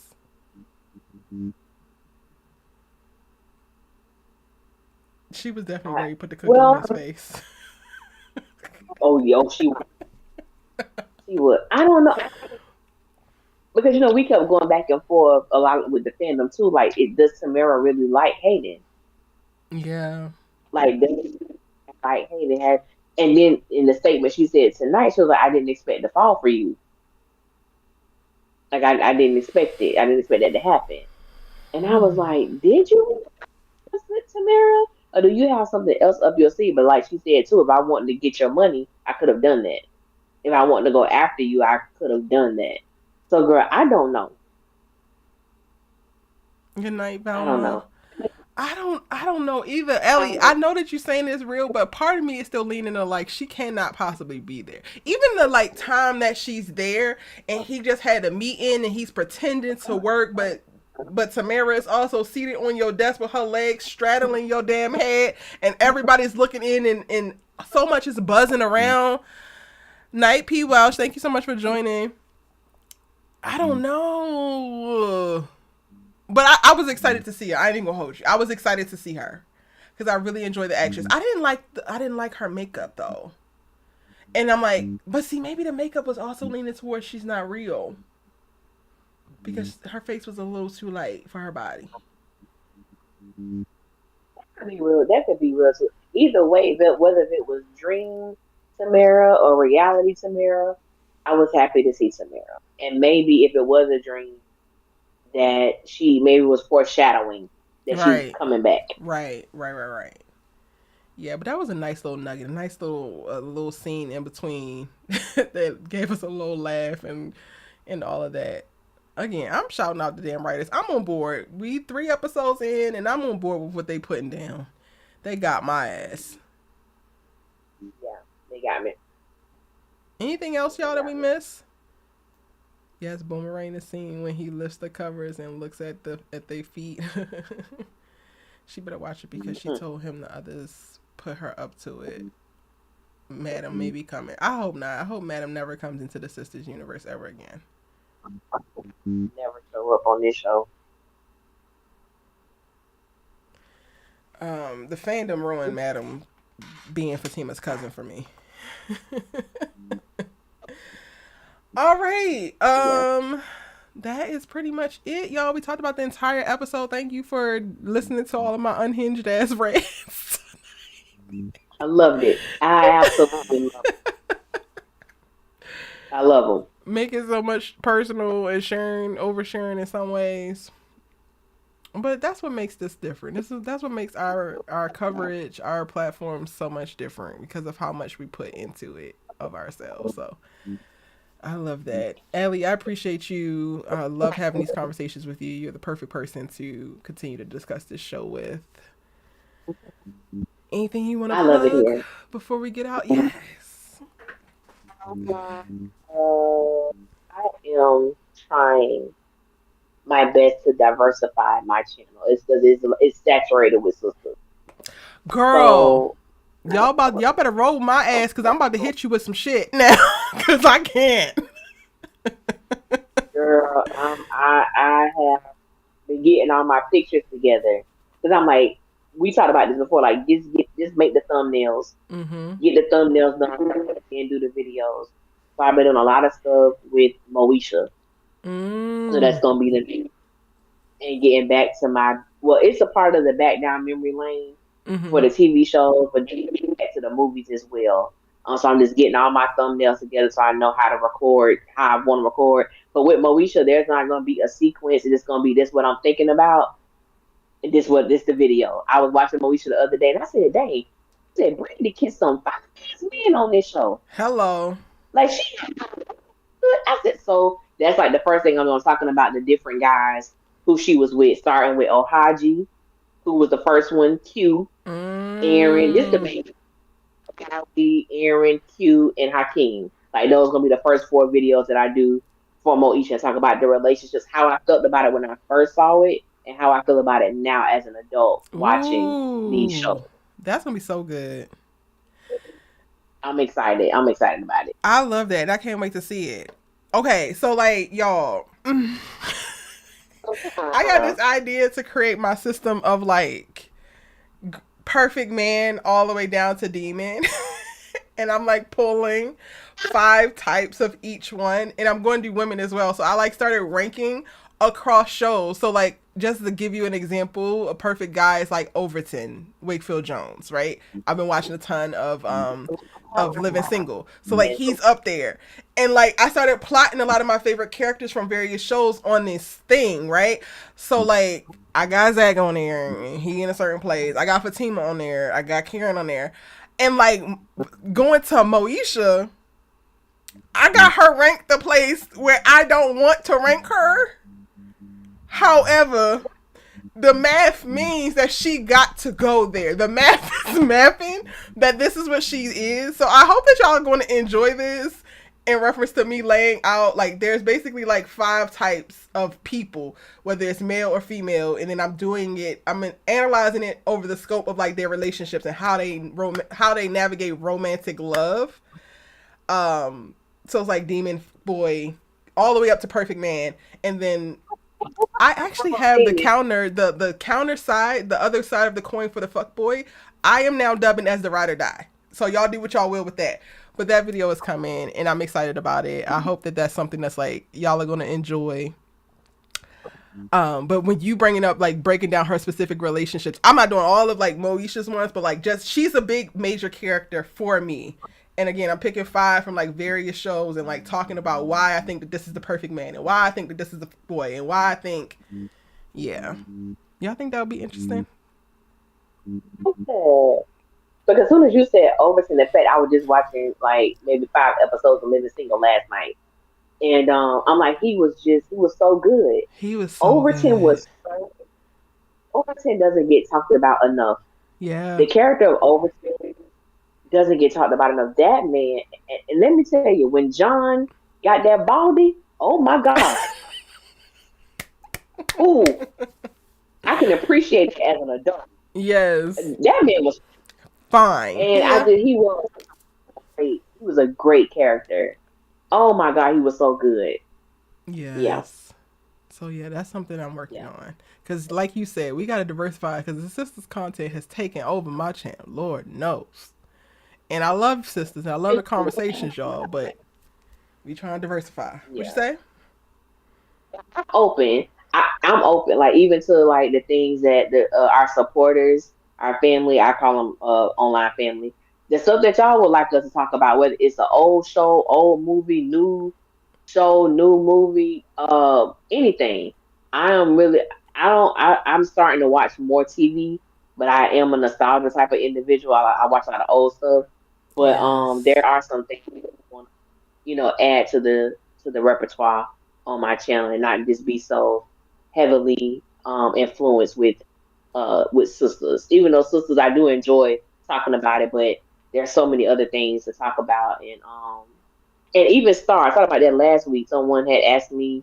They sent me these questions about the TV show Star, and I went back and looked at my old reviews. I'm like, I haven't talked about Star in 4 years, and I truly Mm. love that show. Mm-hmm. I'm gonna go back and just and talk about the question that young lady sent me, because I'm like, dang, it like gave me that hype again about this, or even though that so pissed me off.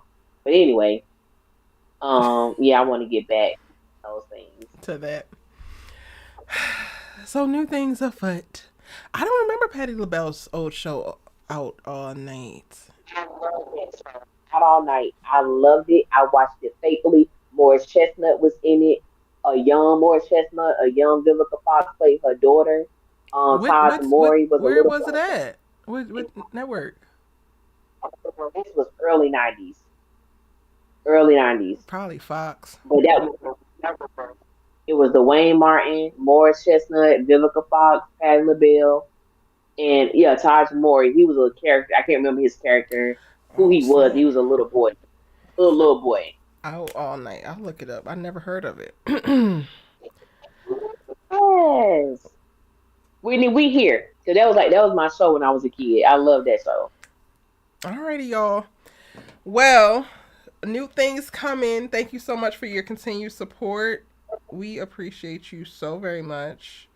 You guys have been amazing. Continue to be amazing, and we love having these conversations. We gonna see you in our breakdown and trailer breakdowns and previews and all of that jazz. Because the sisters content is not gonna stop. There's still so much to talk about. So much. Yeah. Have a good night, y'all. Y'all.